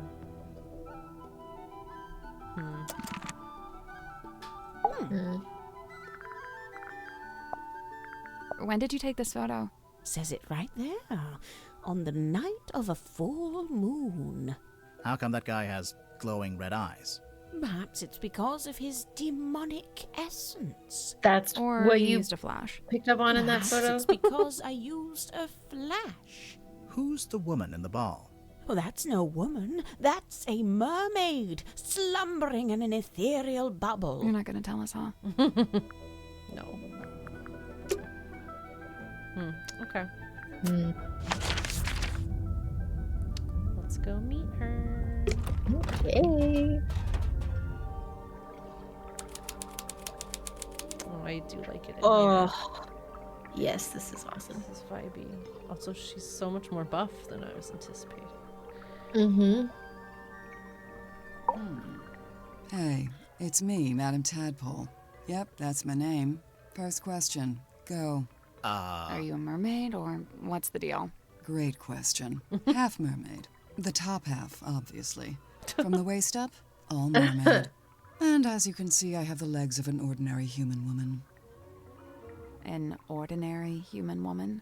Who happens to be an Olympic-level swimmer. Second question. Yeah. Go. All right. Tell us about yourself. Also, this makes me think of Rusty Lake. Are those? Oh, totally. Are those Do you think she tattooed gills on her neck? Yeah, I don't know. Like, they can't be real because she'd be suffocating. Yeah. I don't know. So, Madam Tadpole, you're a professional swimmer? Or a professional mermaid? I'm not a professional anything, not anymore. I'm done with all that. Do you have gills? Nope, it's a tattoo. There Sorry you to go. disappoint. It's cool. Why'd you get it? I've always been real good at holding my breath underwater, like scary good. The other kids used to call me Fish Girl. Oh. Kids can be Her mean. eyelash I'd say they had things it are right. crazy. They are crazy. How come you're here on the submarine? I don't even know Okay, what that so part of you is I like called. to go diving. In the sea, deep. Oh, like with an oxygen tank and a mask? No. I don't use any of that stuff. Anyway, so one time I went too deep. I wasn't going to come back up. I was pretty much done for. Somehow Magnus found me, pulled me into a submarine.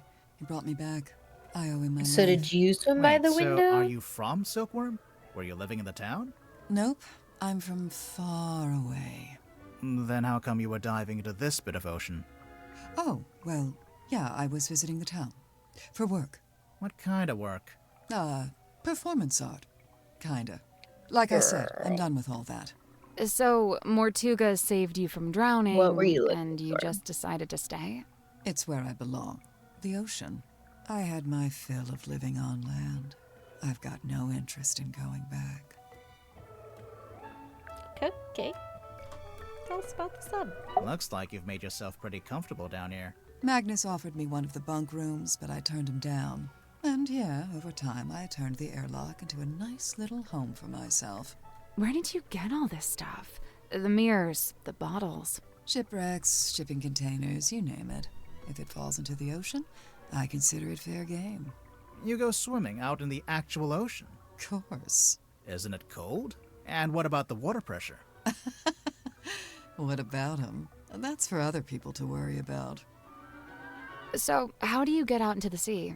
Or do you just go from up on deck? See that hole in the middle of the room? Leads down into a big old water tank with a door that leads outside. I go out into the ocean every single day. Jeez. What? I'm impressed. Like I said, this is where I belong. How long have you been Okay, living well, here? something I could stopped get in then worrying about too. times and dates. It doesn't mean much down here. But I know I arrived after Sim and before Dirk. Do you get on with the other suspects? Oh, sure. It's a nice group. I was closest with Magnus, though. He was one of a kind.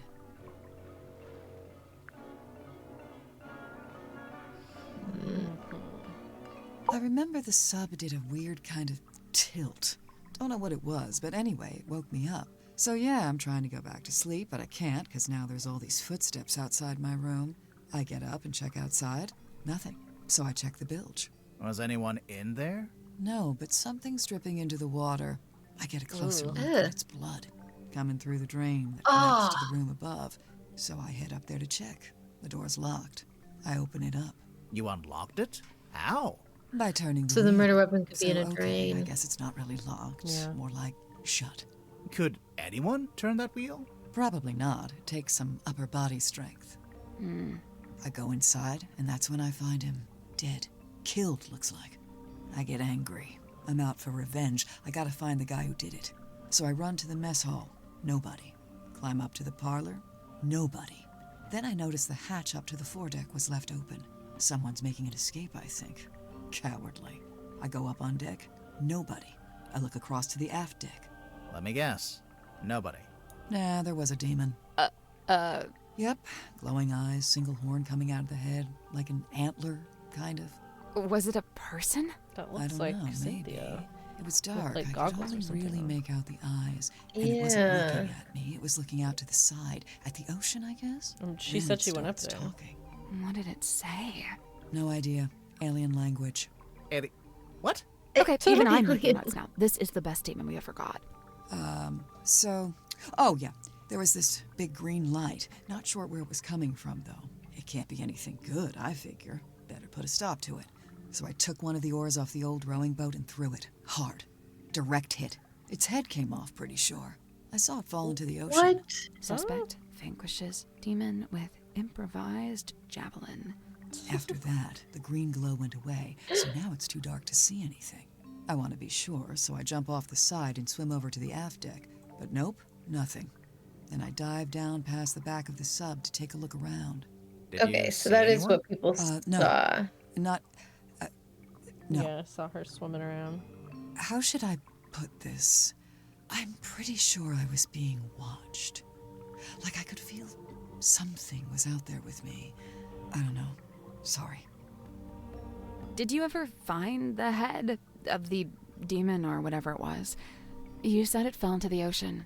Oh yeah, I did actually. It was right there, floating in the water. Turns out it was this leather mask kind of thing. A mask?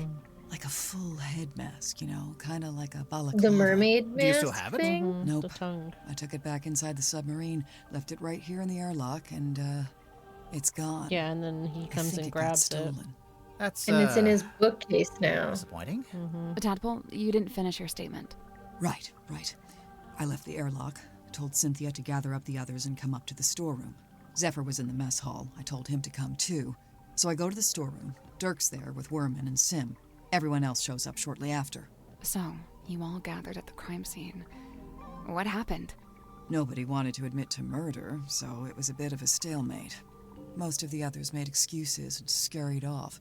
Zephyr, Grip, and I stayed behind. I guess we were the ones who knew Magnus best. That's it. Story's over. Get out of here. Oh, damn. Okay. She's my favorite. Yeah. She's so just like, yes, I was there. It was an alien. Miss Tadpole, you said you were an Olympic-level swimmer. Oh, sure. They never let me compete, though. I got banned way back when I used to swim in regionals. Why? What did you do? Nothing. They just decided I had certain physical abnormalities that made it unfair to the other swimmers. That kind of sucks. It's whatever. I never really cared about competing anyway. So what did you do after you got banned? Oh, you know, left home, traveled, got a job, quit that job, traveled some more. And, have you always been green? Oh, you finally built up the courage to ask, huh?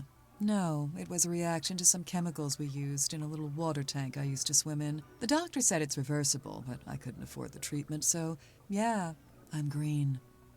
She's just kind of leaned into it, which is kind of cool. Yeah, very cool. Dirk's got a little crush on me, pretty sure. Cute. He's a good egg, but he's not my type. I don't go in for the Boy Scout look. Now, if he grew a beard, then I'd be open for negotiation. Sure, I could see that. Sorry, could we maybe talk about something more relevant? Sally is like one of my favorite characters ever. Yeah, she's great. Yeah, Zephyr and I had a little falling out.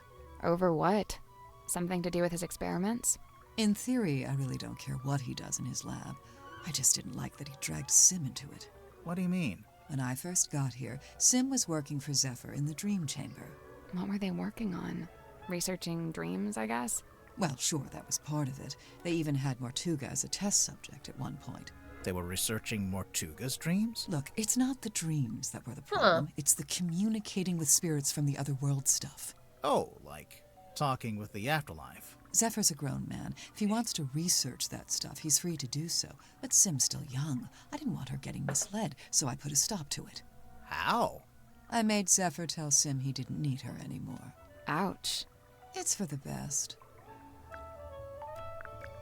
Now, when Werman got here, that's when things got interesting. Why? Because he's a famous author? Oh, no, I don't care about that. I don't read pulp literature.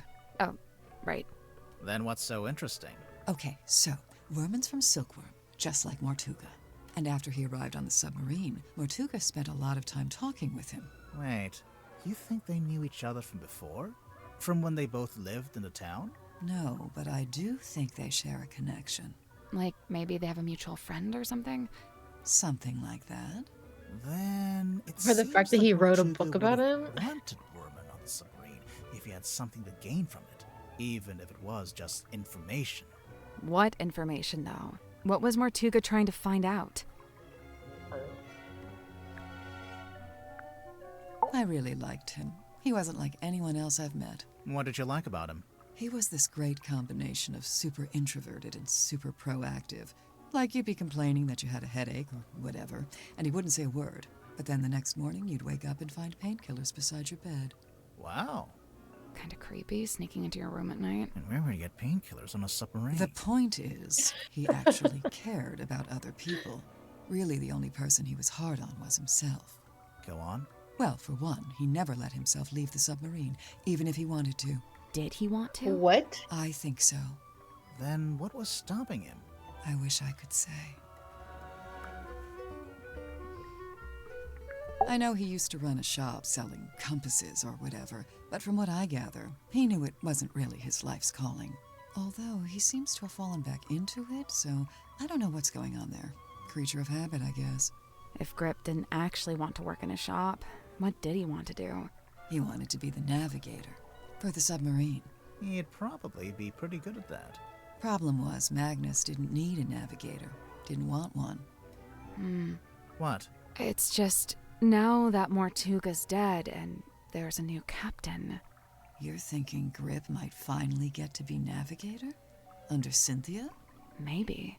I don't know. I don't think Grip wants to be Cynthia's navigator. I think he wanted to be Mortuga's navigator. Little Cynthia. She's cute, huh? I don't know if that's an appropriate way to talk about your captain. You're so right. You think her He's being captain is 18. kind of a joke? It's not a joke to her. She cares a lot about the submarine. I just don't think it's doing her any good to care that much. It's just a hunk of metal, after all. And wood. Some of it is made out of wood, I noticed. Did Mortuga want Cynthia to succeed him as captain? Did he ever mention it? No, I'd say he probably felt the same way I do about it. Which is? That she's too young and too bright to be living down here in the dark. Yeah. I couldn't believe it when she showed up. That, but like, I swear this she submarine seems to want is like this. some kind of giant sink She does seem strainer. to want it. You know, I guess they're Mariana just from worried before? it'll like Yeah, bring we've her crossed down. paths. We very briefly both worked for the same guy. What guy? Doing what? Performance art. Mariana's act was storytelling. What about? The show I saw was about the history of Silkworm on Sea, with a focus on all the rumors and urban myths. This was before I'd even been there myself. She even mentioned the rumor of the Mortuga submarine, how she'd been in Silkworm looking for it. What was the rumor? Just that there was supposed to be this haunted submarine with a captain who got cursed to live underwater forever. Sounds made up. I know, right? Sim's quite delicate. She's got some real self-worth issues. She's kinda eerie. Mm-hmm. And she's got this Yeah. 1,000-yard stare. She does. Like a rabbit in headlights. She's got a unique way of speaking, too. Yeah, I'm still not sure how much of it is sincere and how much is residual from her time performing on stage. I have heard her talking more normally, though, when she's with Cynthia. What about Sim's parents? Orphan.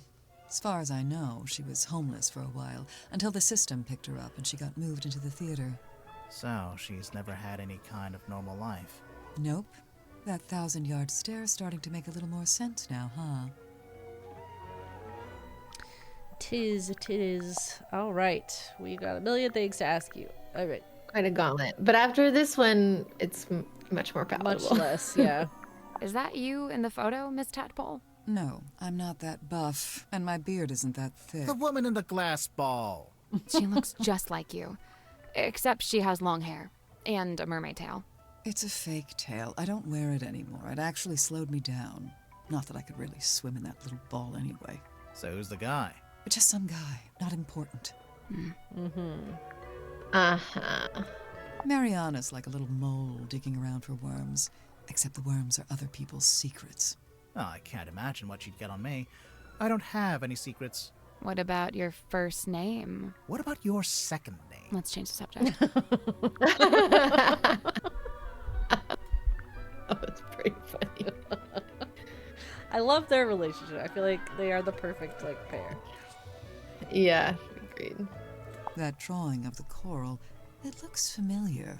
Oh, it's just a generic piece of red coral, isn't it? It reminds me of a piece I found in the ocean recently. Can I see it? Do you still have it? No.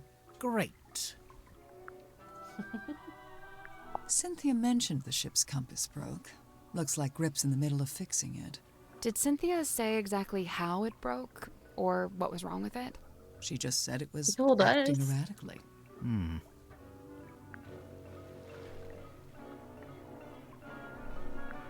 Silkworm on sea.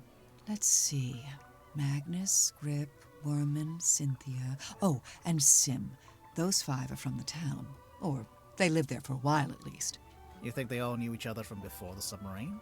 Magnus and Grip knew each other, I think. They lived opposite, see? Oh, yeah. The Stone Top Inn. That's where Magnus lived, back before the submarine. He lived in the inn, but he wasn't part of the Stonetop family, surely. No, I don't think he had any family in the town. I'm surprised Sim let you see it. She's normally pretty guarded about it. Do you know why she wears it all the time? It's some kind of family heirloom, I think. There it is, on the left-hand side, in the big tank of water. What is it? Some kind of sea creature? I think it's the reason they built the submarine. They built a submarine to house a sea creature. Mm-hmm. I don't understand. Where would it live? Wouldn't it need to be in water? Yeah, there's a special area of the submarine that can fill up with seawater. Where? You're standing on top of it right this second. Oh, the tank. Yeah, we haven't been to the bilge yet either. Tadpole, is this a photo of you? Why'd you say that? It's an underwater photo, and it kind of looks like a woman's face. I just thought... All mysterious underwater women look alike, is that it? No, I'm kidding. For the record, I don't think it looks like you. Right. It doesn't. In fact, it doesn't look like anyone. Yeah, see, this is what I'm talking about. Dirk looks way better like that. The beard, the long hair, the outfit. You like the rugged pirate look, huh? I can't help Who it if I have a doesn't? type. Oh, yeah. I guess now that Cynthia's captain, she wants an up-to-date blueprint of the submarine. Why was there an out-of-date blueprint? The ship has kind of a complex history. She's been through a few different phases, lived through a few rough patches. Magnus used to let me steer. He even taught me how to do it. Sounds like he was setting you up to be the next captain. I don't know about that. What were they talking about on the pipe? I don't really remember. I want to kind of re-listen to that first one. Magnus Yeah. really wasn't one for record keeping. Well, he did make a few entries, though. Looks like it's just each time someone new arrives on the submarine. That makes sense. He was always people-focused. Human interactions, relationships. It's what he considered most important. It's custom made. See the S emblem on the epaulets? And on the back? S for what? Seafoam, obviously. So why isn't Cynthia wearing it? I guess she'd rather keep it preserved. Something's with the jacket. I just don't know what. Looks like Mortuga chose to use a typewriter for this. To make it more official, maybe? It's more that he didn't like writing by hand. He'd even sometimes ask me to write things for him. Like what? Oh, just little notes, you know. Oh, nothing. Nothing. Oh, I don't know anything about that. You sure? Never seen it before. What? Nothing. Okay. Well, you were really weird about it. That's what. I really don't know why Werman brought that bulky old thing with him. That's no way to talk about Dark. Maybe the typewriter's got some kind of sentimental value. It must do. Otherwise, he'd upgrade to something more modern. I don't doubt he could afford it. You know, I think I'd make a pretty good action figure. Maybe a bath toy with little legs that kick when you wind me up. I'd buy it. I kind of wish Dirk hadn't brought that onto the submarine. Why? Feels like it breaks some unspoken rule, having contact with the outside world. Interesting, yeah. Where did you find this? Symmetry had it. Does it not belong to her? No, it belongs to Magnus. Just the front page? Or did he have the whole newspaper? Just this one page. Why is he so interested in Sim's old magic act? He's not. Hmm. Where did you find that? Yeah, it was in Sim's... Oh, we just found it lying around in a corridor. What is it? It's Magnus's key. It unlocks his cabin. Oh. Really? Yeah, you just gotta push the iris, and the key pops out the back, see? That feels kind of violent. So, you need this to lock or unlock the captain's cabin. Uh-huh. Magnus only locked that door on rare occasions, but whenever he did, he used this key. And, the cabin is? Down the hall from the parlor, at the very back of the submarine. That belongs to Sim, I'm pretty sure. It's something to do with her old magic act. You might be right, but we found it in Zephyr's dream chamber. Still? I told him to give all her stuff back. I'll have to have a word with him. Do you recognize any of these objects? The mermaid's tongue, rumored to be lost at sea. You've heard of it?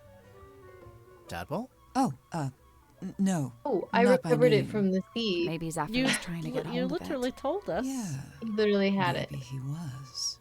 Why wouldn't she just say that? This pattern looks a bit like a dream catcher. What's a dream catcher? It's something you hang in your bedroom window when you're a teenage girl. Bingo. I see. Any idea what Zephyr's keeping in this bottle? Whatever it is, he dumps it into the ocean every single night. What? What? What do you mean? Every evening, he comes by the airlock and empties the bottle into the water tank below. And the water tank leads out into the ocean. Yeah, and then each morning he comes by with the empty bottle and fills it back up again. Why? What's he doing? What? I've never managed What is to he work it up out. to? That's so weird. Okay. I'm pretty sure Magnus kept this in the storeroom. He had it covering the cauldron, I guess? It seems likely. Just to protect it from dust? Or maybe he was specifically keeping it hidden. All I can say for sure is that at one time, this cauldron spent several years underwater. Not just underwater, but in the ocean. I can tell by the growth of the barnacles and algae. There's no growth on the inside, though. Or on the lid. Yeah, I noticed that too. This was on the floor of the crime scene. Do you know what it is? Poison, maybe? We don't know that. We don't know what it is. Doesn't make any sense for it to be poison. Magnus was killed with a blade, something sharp. Right, but there wasn't anything like that at the crime scene. Well, then it must be somewhere else. I saw posters just like this up on the walls in Fortuna Hall. You went to see Symmetry's show? No, by the time I came through the town, she'd already left. But her posters were still up? Yeah, the owner was scrambling to find something new. I don't think she wanted to admit she'd lost her star act. The theater owner, that's Baroness Fortuna? That's her. And did she ever find a new show? No. It didn't work out. Turk tried to get me to take these. He's convinced we've all got a vitamin D deficiency. He said Totally that's true. why everyone on the submarine is, in his words, moody and weird. Well, I mean, that's not untrue. yeah. Whether it's for a vitamin D deficiency, I don't know. It probably doesn't help. I feel like I know what this is. The thing in the painting. You've seen it? Not seen it. See, More I'm like thinking this also felt looks it. like I'm pretty sure it's out there. Maybe It- even like right a- now. the thing Should from the we first be game. worried about this? The painting. from the first Yeah. That's up to you. Yeah. Magnus wouldn't bring this inside the submarine, but he didn't seem to want to get rid of it either. So it must have some kind of purpose. We already know what it does. We saw it on the way in. It shines a big green light so you know where to go to find the submarine. Cynthia had to ask my help in writing this up. She wanted to put Magnus's age, but she didn't know it. How come you did? He and I were friends. I was really trying to get to know him. Sounds like that might have been kind of an uphill struggle. Yeah, he didn't really like to talk about himself. So the main character is inspired by Magnus Mortuga? I think so. But Werman changed his name to Marcus Mordu. Nice. Real subtle. Yeah. It's very Truly. subtle. Okay. Okay, let's look at your cool room. 1 second before I forget to do it. I just want to listen to this. Alright. Come on, give it up. Just let me take it. I'm sorry, Tanya. I cannot. But why'd you even need to? I've told you before. No, you haven't. All you've ever told me is that you... I'd like to request that you return to your room. I have something I must attend to. Okay. Yeah, I don't know what was going on there. I love this room. It's so cute. It's a diving helmet. One of those old, heavy ones. You think it's a safe? Nah, looks pretty dangerous. A safe. Oh! Oh. Ooh.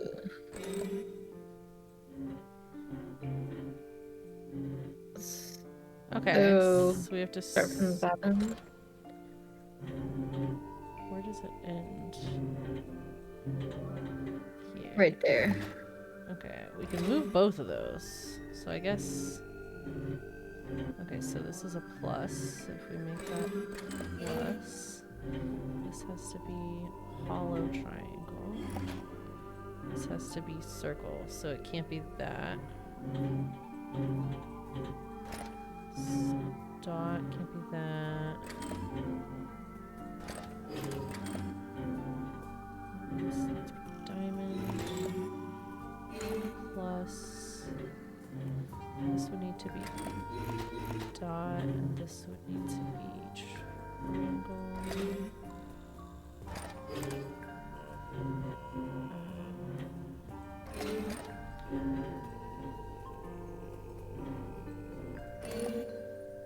Okay, nice. Oh, that was it. Nice work. Cool. What's inside? Just opened up her safe in front of her, which is weird. Yeah, she's just sipping tea here. Hey, WW. Again, yeah. Ooh. Okay. There was,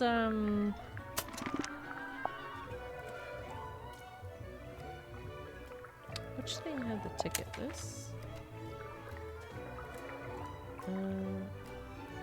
087231. Yeah, which it's not. It won't work. The night of a full moon. Do we have a way to find out When a full With the moon date. is? Yeah, I don't... The logbook, maybe? Does this have... No. Old glass bottles. Looks like they've all been salvaged from the ocean. Hey, this one has a message inside.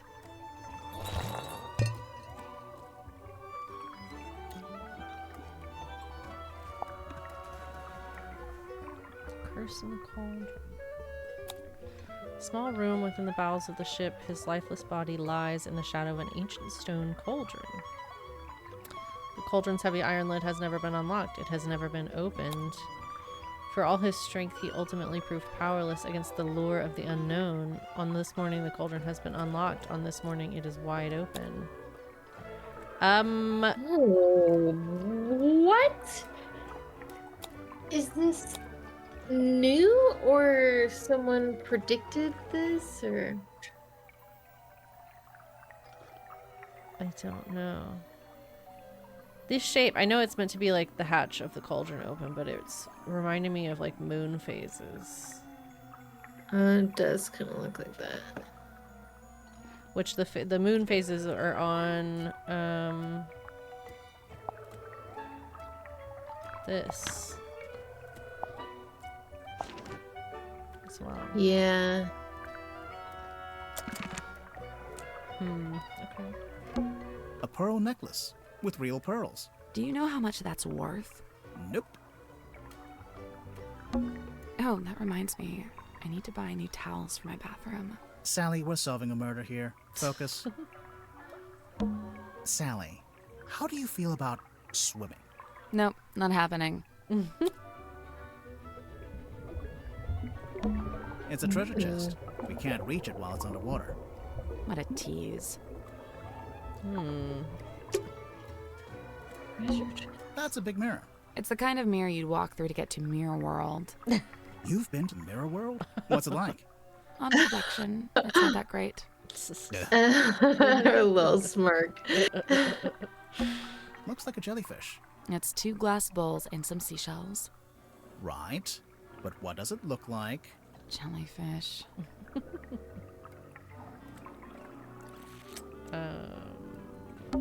Cushions.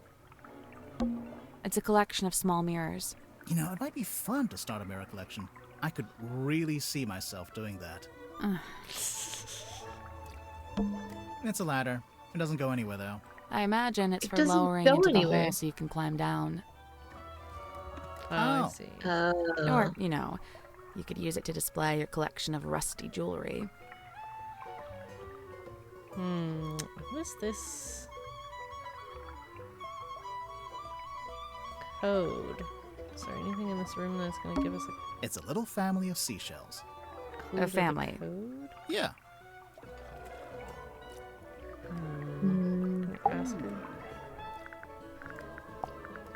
Hands off. It's mine. What's this symbol on the front? Looks like someone scratched it in with a claw or something. None of your business. How do you get it open? You don't.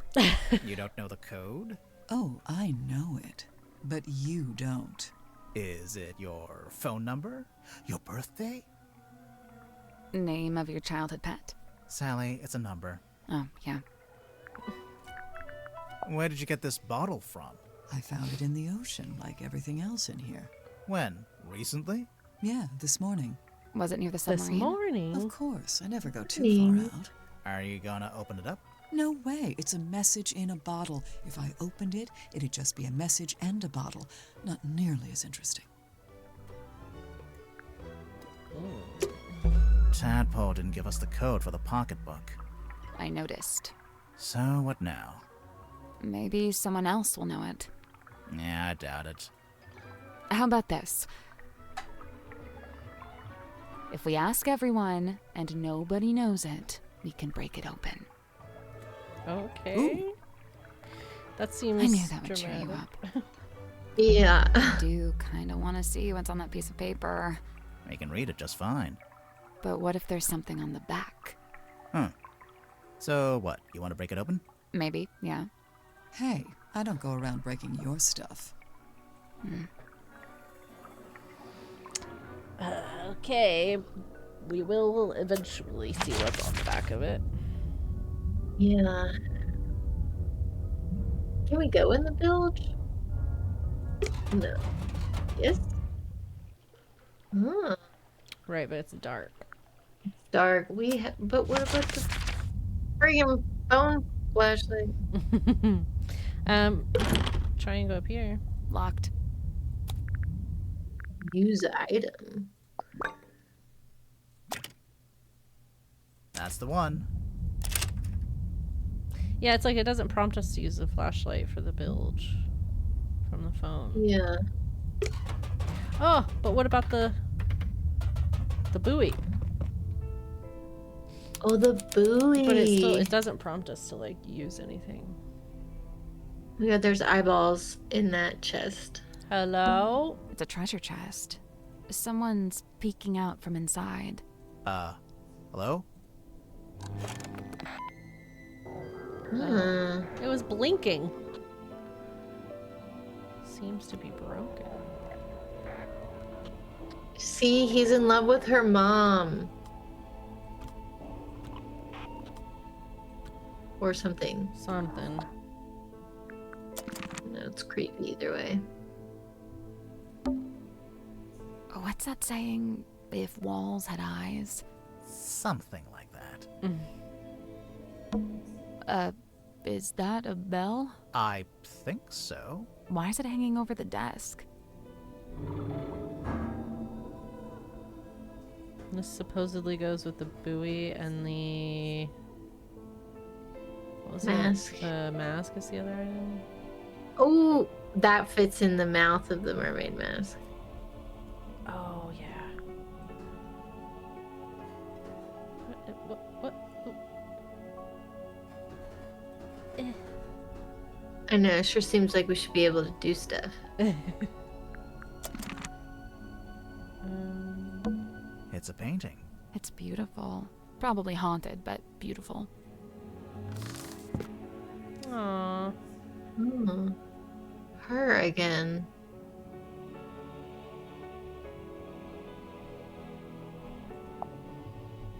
My mother finally let me have the map, most of it anyway. The important bits are all still there. Problem, I spent all last night trying to decipher the actual coordinates. I couldn't do it. Magnus couldn't do it either, but he said we could pay someone to do it for us. This is Sim. That's why they were in here together. I've put him in charge of that while I make preparations on the ship. I wanted to turn around and go back to the silkworm. Empty-handed, never. So all the way there he was sulky and moody, even more so than usual. I mean, he can be such a baby sometimes. Didn't let it bother me because, as I had known it would, the moment we saw the green light, his curiosity got the better. Hauled it up, took forever. It's super heavy and I really didn't want any of it to get damaged. Once it's on the deck, Magnus put his arms around it to turn the things. He can just about reach, but I told him not to do it like that. Might not be safe since we don't know exactly what will happen.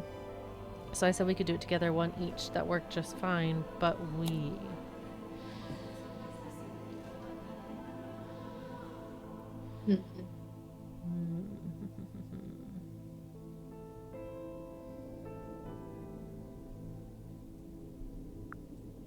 So, who is it?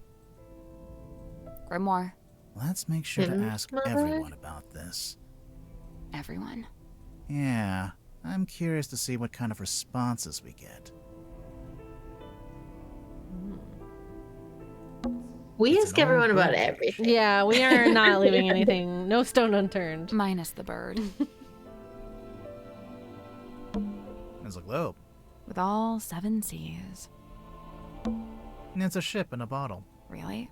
What ship is it?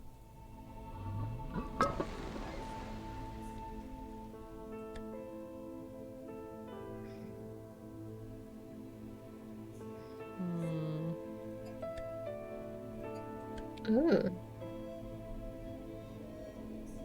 There's a dropper. Do you see the dropper next to it? Yeah. Purple liquid? Mm-hmm. Huh. Would you not shake it like that? You're gonna break it. I think it already is broken. Listen. Something got loose on the inside. A candle on a skull on a book. So was Mortuga a pirate or what? I don't think he actually did any pirating. I'd say was pirate adjacent. What's that on the wall? No idea. It's written in a language I don't recognize. It's Mortuga's bookshelf. A lot of these aren't books. They're scrolls. Scroll shelf. The window? That's one impressive chair. Fit for a captain. Nice window. It looks directly out the back of the ship. The ship? Yeah, you know, the submarine. Okay.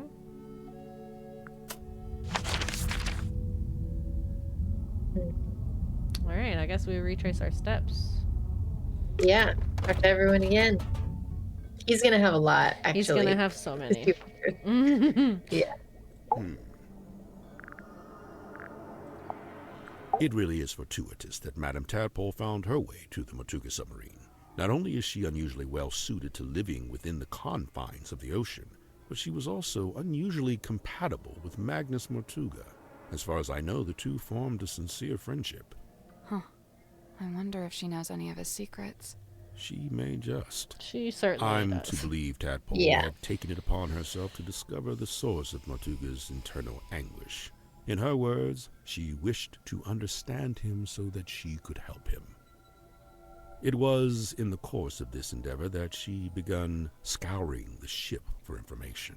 On one occasion, I entered the captain's cabin to speak with Magnus, but instead I discovered Tadpole quite alone, trawling through his bookshelf. I asked her what she was looking for. She said she didn't know. I noticed Mr. Dansom was quite determined to hold conversation with Magnus. What did Dirk want to talk to They Mortuga all were. about? Yeah. Nothing. It was the act of conversation itself he was after. First-hand experience of Mortuga's mannerisms, affectations, and vocabulary. When I inquired as to why Mr. Dansom held fascination for such things, he said simply, research. Makes sense. I have a curious observation about Mr. Werman. Unfortunately, I haven't had the time to perform an analysis, let alone propose a hypothesis. That's okay. Just tell us anyway. I observed that he did not seem at all saddened or sorrowed by the death of Magnus Mortuga. You can't know that. Some people don't always show emotion on the surface. Of course, It's true, quite it's true. true. However, Mr. Werman did display an emotion. Relief. Relief? Gazing upon the crime scene, is being much blackmailed. tension coiled up in Mr. Werman's body visibly dissipated, and thereafter he seemed energized, galvanized.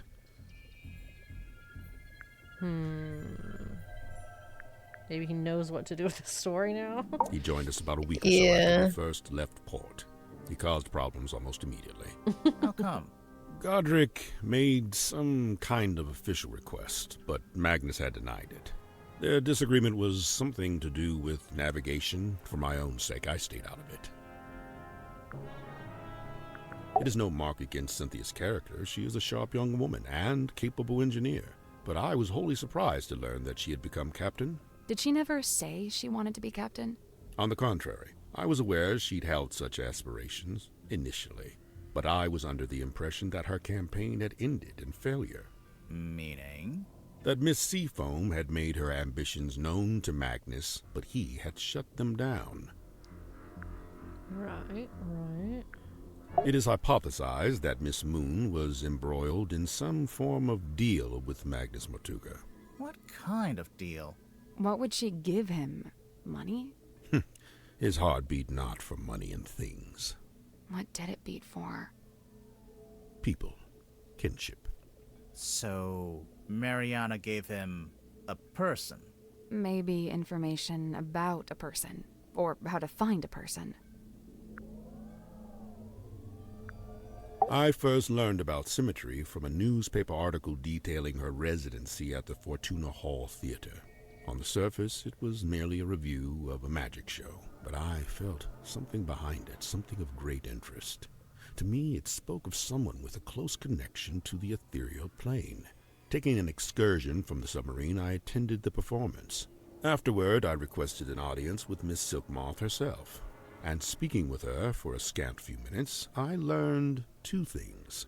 First, and most importantly, my instincts had been correct. She was indeed fascinated with the great unanswered questions of metaphysicality. She held a yearning to understand that which could not ordinarily be understood. A woman after my own heart. What was the other thing? You said you learned 2 things. That she was thoroughly unhappy with her lot at Fortuna Hall. The theater owner was a heartless woman who, among other indiscretions, did not compensate Symmetry for her work. But she had no family, nor any other connections. She had nowhere else to go. So you invited her to come live on the submarine? To put it simply, did she bring all her props and stuff with her? Everything she could carry. Why? Was she going to keep working as an illusionist on the submarine? No, Miss Silkmoth would be working with me here in the Dream Chamber. I notice she's not here anymore. Her tenure with me has come to an end. She has moved on to pastures anew. There's something suspicious about Zephyr. Ooh, we can do a suspicion? Wow, okay, let's ask about all the clues. Yeah. Gosh, okay. Still quite a few to find. That belonged to Magnus Mortuga, but I suppose it should pass along to Cynthia. Cynthia doesn't get all of Mortuga's stuff just because she took over as captain, surely? Of course not. However, I imagine at some point Cynthia may wish to unlock the captain's cabin. This is where I first learned about Miss Silkmoth and her residence at the Fortuna Hall Theater. This was after you'd started living in the submarine. Correct. So Mortuga had the newspaper on board with him? Only this solitary page. Which is so weird. Like, why? Yeah. I have no interest in such a device. It is merely the debris of an exoteric society. It holds no energy. Sure it does. It says right there. Battery, 23%. Why is it still encased in polypropylene? Makes it more valuable to a collector. Surely you get it. You're a kind of collector, aren't you? I collect only one-of-a-kind items, and only those with significant provenance. Technically, this does have significant provenance, since it's owned by Dirk, and he's the actor who plays the character. Oh, yeah. The keys on this typewriter, they appear to be a set of arcane runes. Has Mr. Werman been dipping his toe in the black arts? I think he just rubbed a lot of the letters off. That's odd. Yeah. This doesn't look like Magnus's handwriting at all. It's not written by Mortuga. It's from a guy named Ibis. I saw the diagrams pertaining to the location of the Mortuga submarine, and I assume Magnus must have written it, for who else would know such things? It rather seems that Cynthia is using the contract as a talisman. A talisman? Like, as protection? I did notice she taped it to the back of the chair in the control room, so it's like you can't go in there unless you acknowledge it. Correct. The contract is a shield behind which Cynthia hides. It's a fine garment, is it not? Has it been in the control room the whole time? From the moment I first entered the submarine. But it doesn't belong to Mortuga. It does not. Magnus was fairly averse to record-keeping. He can't have been that against it if he bothered to write in the captain's log.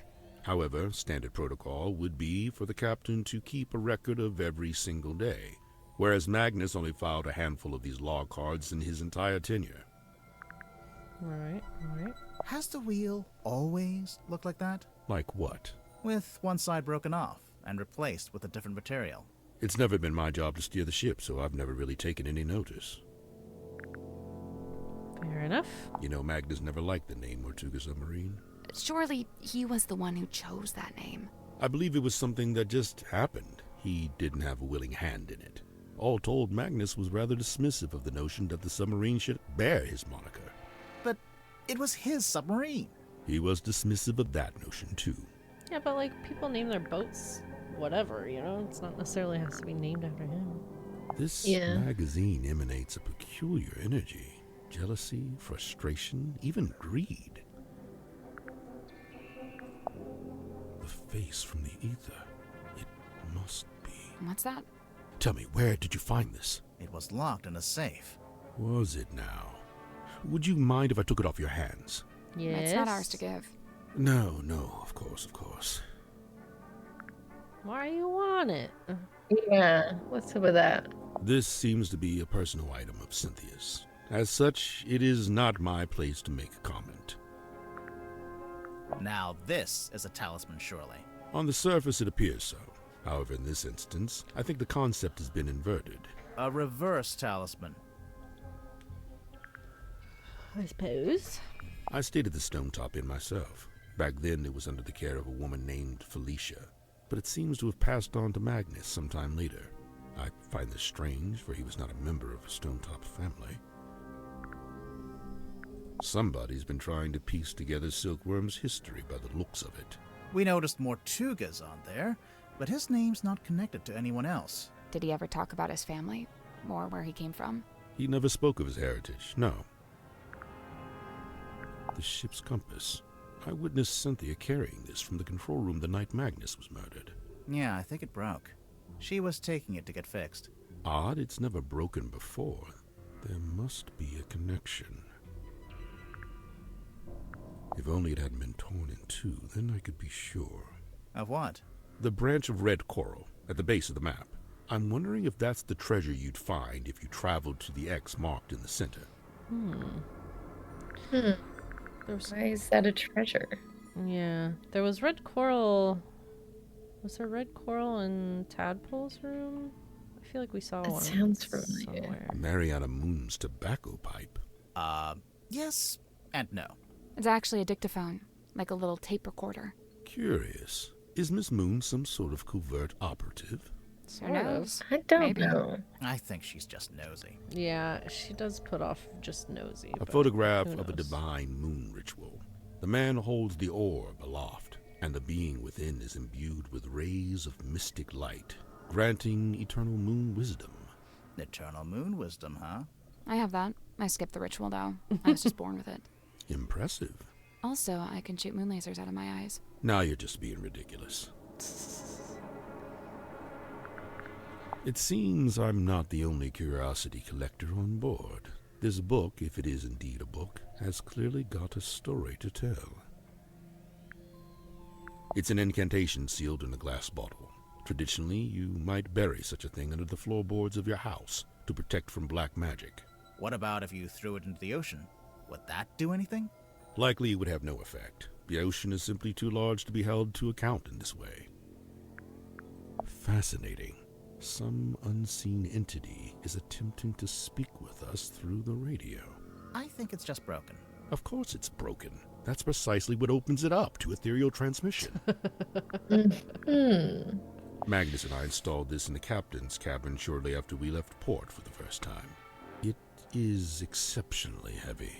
Did Mortuga tell you why he wanted a big iron bell hanging over his desk? He merely said it was an object of great importance and that he'd like to keep it close by. Do you have any idea what it is? He referred to it as a bell, Detective. Yeah, just going by the shape. But it doesn't ring, so we're not sure. You may be more correct than you know. Personally, I believe it is a bell. Not in the musical sense, but rather a diving bell, which is to say it's designed to be lowered to the ocean floor. With a person inside? I doubt it. It's not really big enough. With a what? I believe this is a painting of Magnus's old boss and landlord. Is that who she is? Felicia, her name was. And you met her? I laid eyes on her briefly when I first visited Silkworm. What happened to her? I couldn't say. Mortuga never told you? No. Maybe he didn't know either. Did Mortuga make this himself? Of course, much like his model town, it is specific to his life and his memories. So he made the model ship and the model town at around the same time. I believe so. Interesting. Did we see a model town? No. Did we miss that somehow? In his room? I don't know. Ooh. Okay, this is different. Yeah, I know. I'm Zephyr, like, oh, can you tell us feels more like about of a the work you commitment. do as a dream doctor? I'm looking for specifics here. I've told you all I think you could understand. To be blunt, it's not a line of inquiry that should concern you. That is to say, my experiments have no connection with the murder. You say that, but we found something at the crime scene that we think belongs to you. Specifically, something we think is related to your little dream experiments. Did we? Oh. The only thing we found at the crime scene was the broken moon vial. Yeah. Right? Which if this is like a sleeping draught, would make sense. For to get him to dream. Totally. Dropped by the culprit. Yeah, sleeping sedative. That has nothing to do with my research. What makes you so sure it even belongs to me? The smell? Yeah, the smell is the way we found out that it's like a sleeping draught.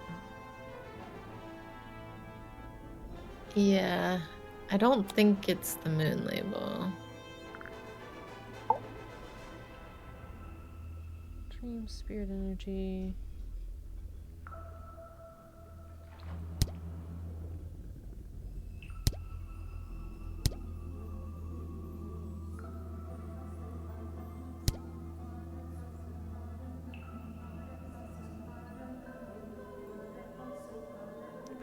Keep giving an animal in his dream chamber. I forgot she said that.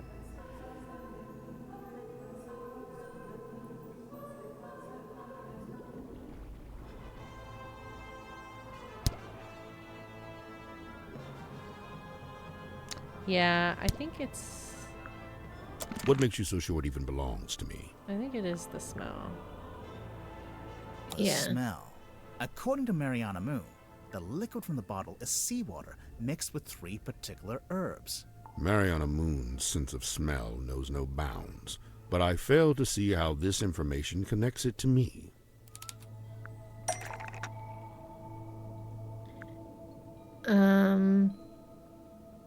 The dream helmet? Yeah. Because that had a smell too, didn't it?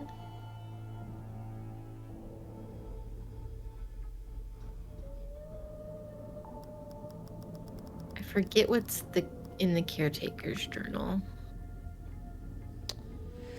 Yeah, this is the list of the 4 items: the tongue, the medallion, the skull. Oh. Okay. Yes. I vote. Yeah, this had a smell of like Magnus stuff, like the sea and stuff like that. The only other thing I can associate with the moon vial is that there's purple liquid in this. Oh. But I think we try this. Okay. We'll get to that later. Not that. Okay. Smell Okay, of that moon then vial I is guess- connected to Zephyr in some ways. Is there another clue with the same smell? Is it? Oh, with the same smell? I do remember. Yeah. Something else saying. She said this smelled like vitamins. The hex bottle?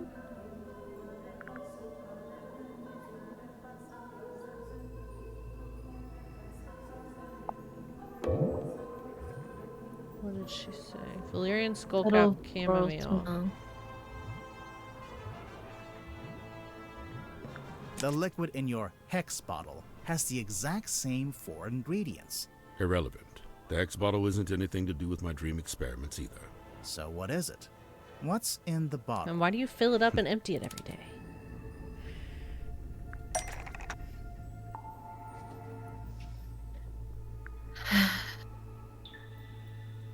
One of these is hex bottle and moon vial. Well, it's just what's the deal with the hex bottle. So I think the hex bottle contains a sea creature.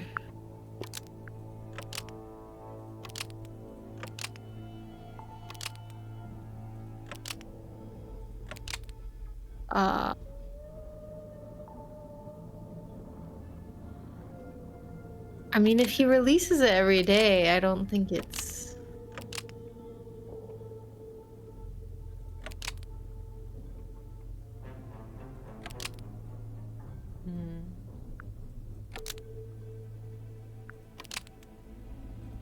Maybe it's asleep?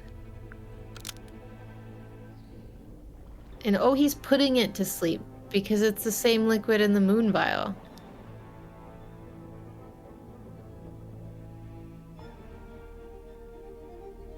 So he's filling it up with water, fresh water every day, and also giving it moon vial juice? Yeah, to make it sleep. Or, so is it this? No, the hex bottle contains a sleeping sea creature. The hex bottle contains a sea creature, and it's asleep. A sea creature?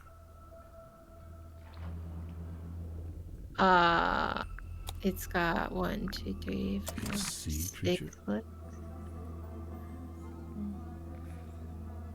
Yeah, 3, 6. And then it's got 2 little nubs down here. Yeah. Wouldn't it be a septopus if it had 6? Or, because hex is 5. Octopuses have 8, don't they? Yeah, but if the nubbins count. I mean, checking the case file, I don't think it's gonna... What do we want to say? Octopus? Hexapus? I say sextopus. A sextopus. Sally, we've been over this. That's not what they're called. I saw the opportunity and I took it. A sea creature? An octopus. You sure about that? No, not really. A sea creature? What? Okay, then I guess it's a hexapus. A hexapus. It's not called a hex bottle because there's a magic spell inside. Oh. It's called a hex bottle because there's a sleeping hexapus inside. His name is Hex. I've had him since I was a young boy. Not to be rude, but that must have been quite some time ago. A normal octopus would live only a couple years, wouldn't it? Hex is a singular specimen with a number of special properties. Do you ever let him out of that little bottle? Of course I do. Hex swims freely in the ocean at night, and during the day he returns to me and sleeps in the bottle. So he's asleep right now. I knew he was related to your dream experiments. Who said anything about dreams? Nobody.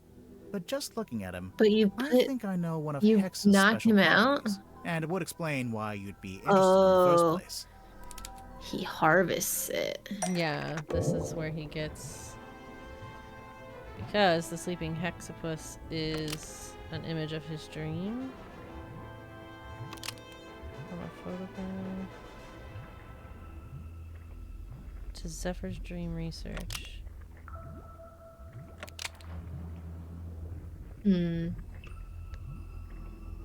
Why are you dreaming about... What's her name? Why do I have to... Why can I move this around? Yeah, I don't know.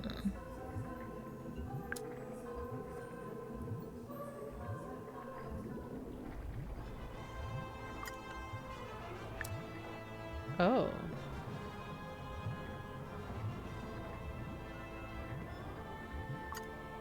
I feel like it's this.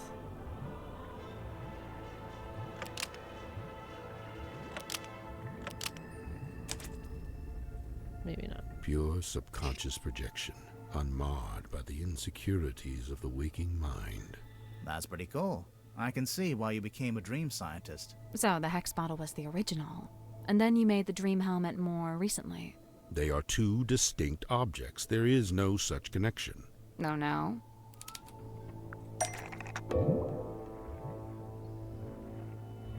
It's the same shape as the one on the dream helmet. Size. I mean, it's different, isn't it? Funnel. Oh, the funnel is the same shape. I think it's that. That's true. Right. The dream helmet's clearly just a scaled-up version of the hex bottle, specifically scaled up to human size. Magnus. Yeah. We heard Mortuga was experiencing a particular recurring dream. I think he was your test subject. So, Mortuga wears the dream helmet and lays on your weird chair thing. And then you give him some of the moon potion to help him sleep. And as he dreams, the dream helmet collects the spirit energy and sends it to... The hexapus, right? The dream spirit energy. I assume it goes to the hex bottle. Goes to the hexapus Or with the stone cold. Projects it. Send the dream spirit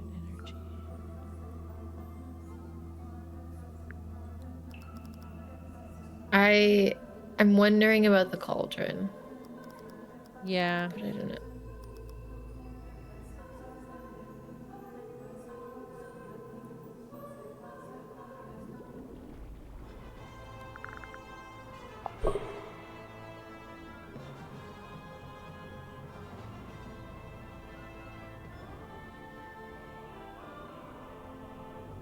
Secret.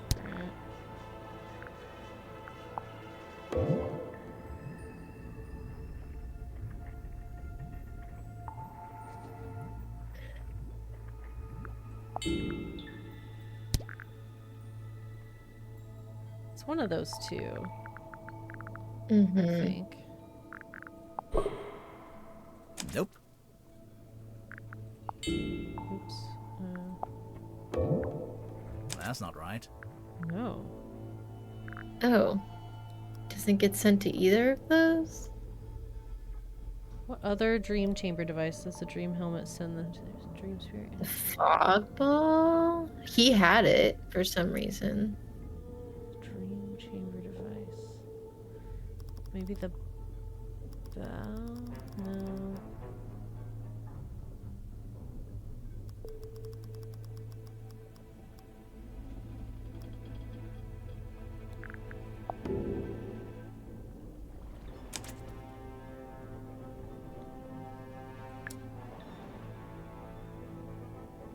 Funnel, flipped antenna, pair of goggles.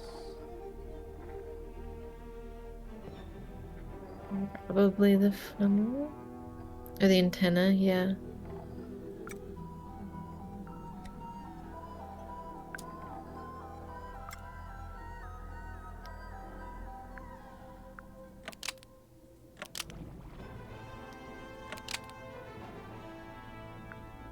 This antenna wirelessly transmits to this antenna, and the fog ball receives the radio signal.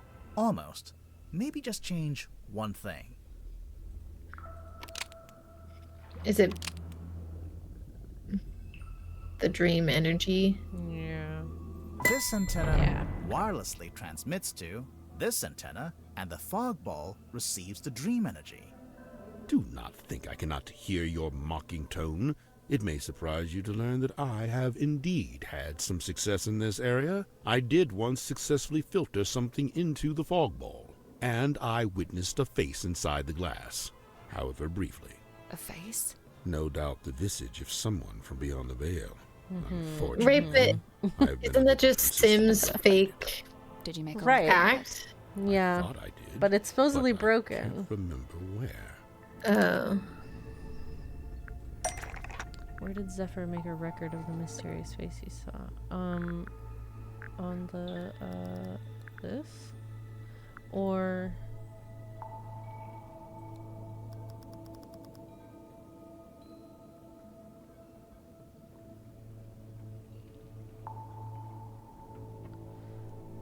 I don't think it would be this.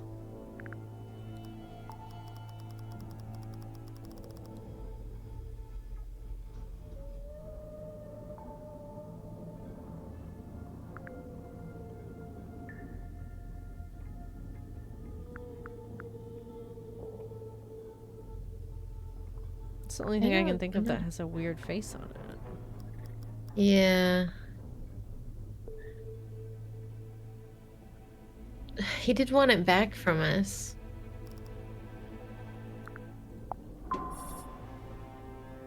Face from the ether. It must be. Yeah. Oh, yeah. Okay. That's not it. What? What?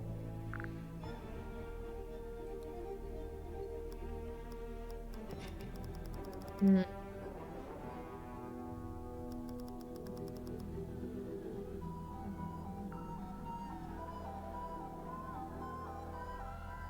A little drawing of the mysterious face he saw. I don't remember. I need to look at these things again. Oh. This one. Which part shows the mysterious face that he saw? The face. Yeah. Wrote about, made a drawing of. Fogball. There it is. Irrefutable evidence. Sorry to burst your bubble, Zephyr, but, Yeah. Yeah. the fog ball was designed to show that exact face. What do you mean? Bro, we're just like shattering his whole worldview right now. We are. It's her, yeah. It's her show.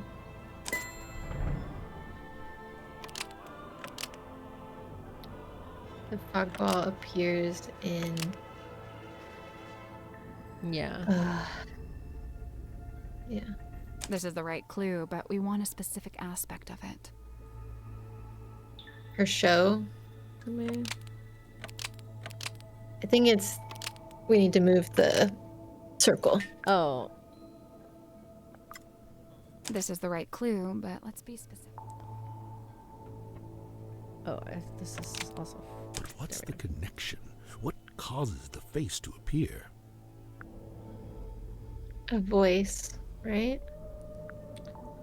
I forget what she says.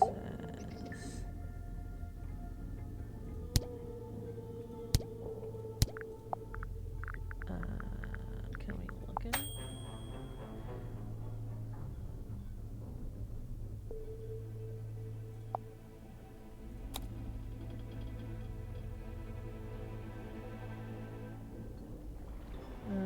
Cynical, I would present a thoroughly convincing spectacle.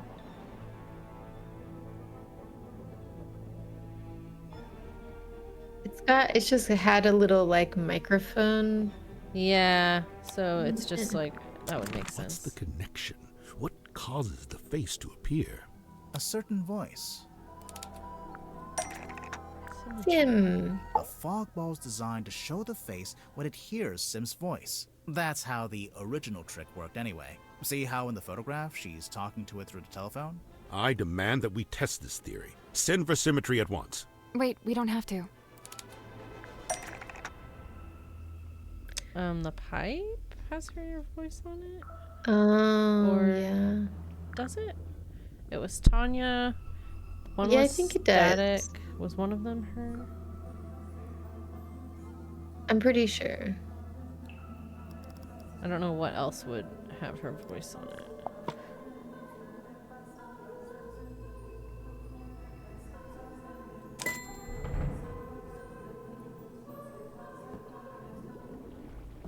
What part has Symmetry's voice? Number...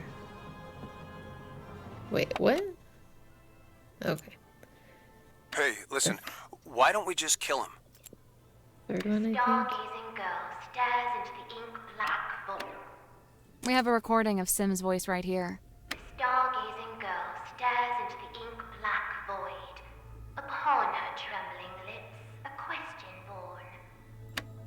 I don't say this to be cruel, but it seems like your dream experiments are, inconclusive. I'm just glad to have some clarity about what they actually are. And as far as I can tell, it all seems pretty harmless. Right, and the moon potion. As you said. Right, it seems like he believed he was really doing something, But so... then why was it found at the crime scene? That I do not know. Do you know if Mortuga had any on him? Did he ever borrow a bottle from you? It's a possibility. Oh my gosh, decoys. I was literally telling Lauren before the stream started, while we were sitting on the main menu, that the bum reminds me of Lord of the Rings every time.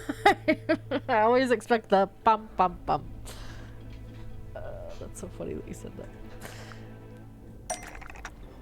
that. Suggest... Do you have evidence took one of Zephyr's moon. You mean vials. other than it at the crime scene? Yeah, the ship in the bottle. It's the ship in the bottle. Filled with the purple Totally. stuff.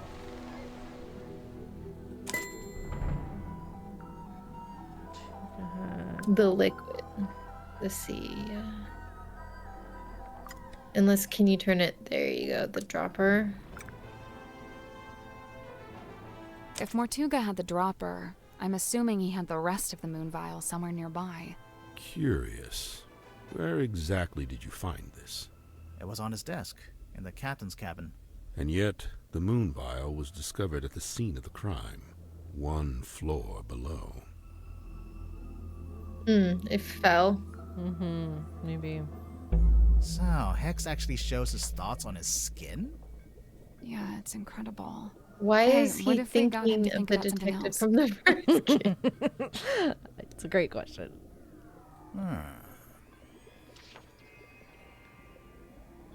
What if we got him to think about something else? Yeah. I don't know. We might have reached a stopping point though, because I needed to kind of wrap up around 2, and it's exactly 2. So it's 2. Perfect. Yeah, we're probably gonna call it there for today, but yeah, we'll probably stream Wednesday night as usual. So we'll be back then. Thanks for hanging out. This has been fun. I'll be very antsy to get back to this. If we have time, maybe we'll go before Wednesday, but we'll see. But yeah, we'll see you then. Bye, guys.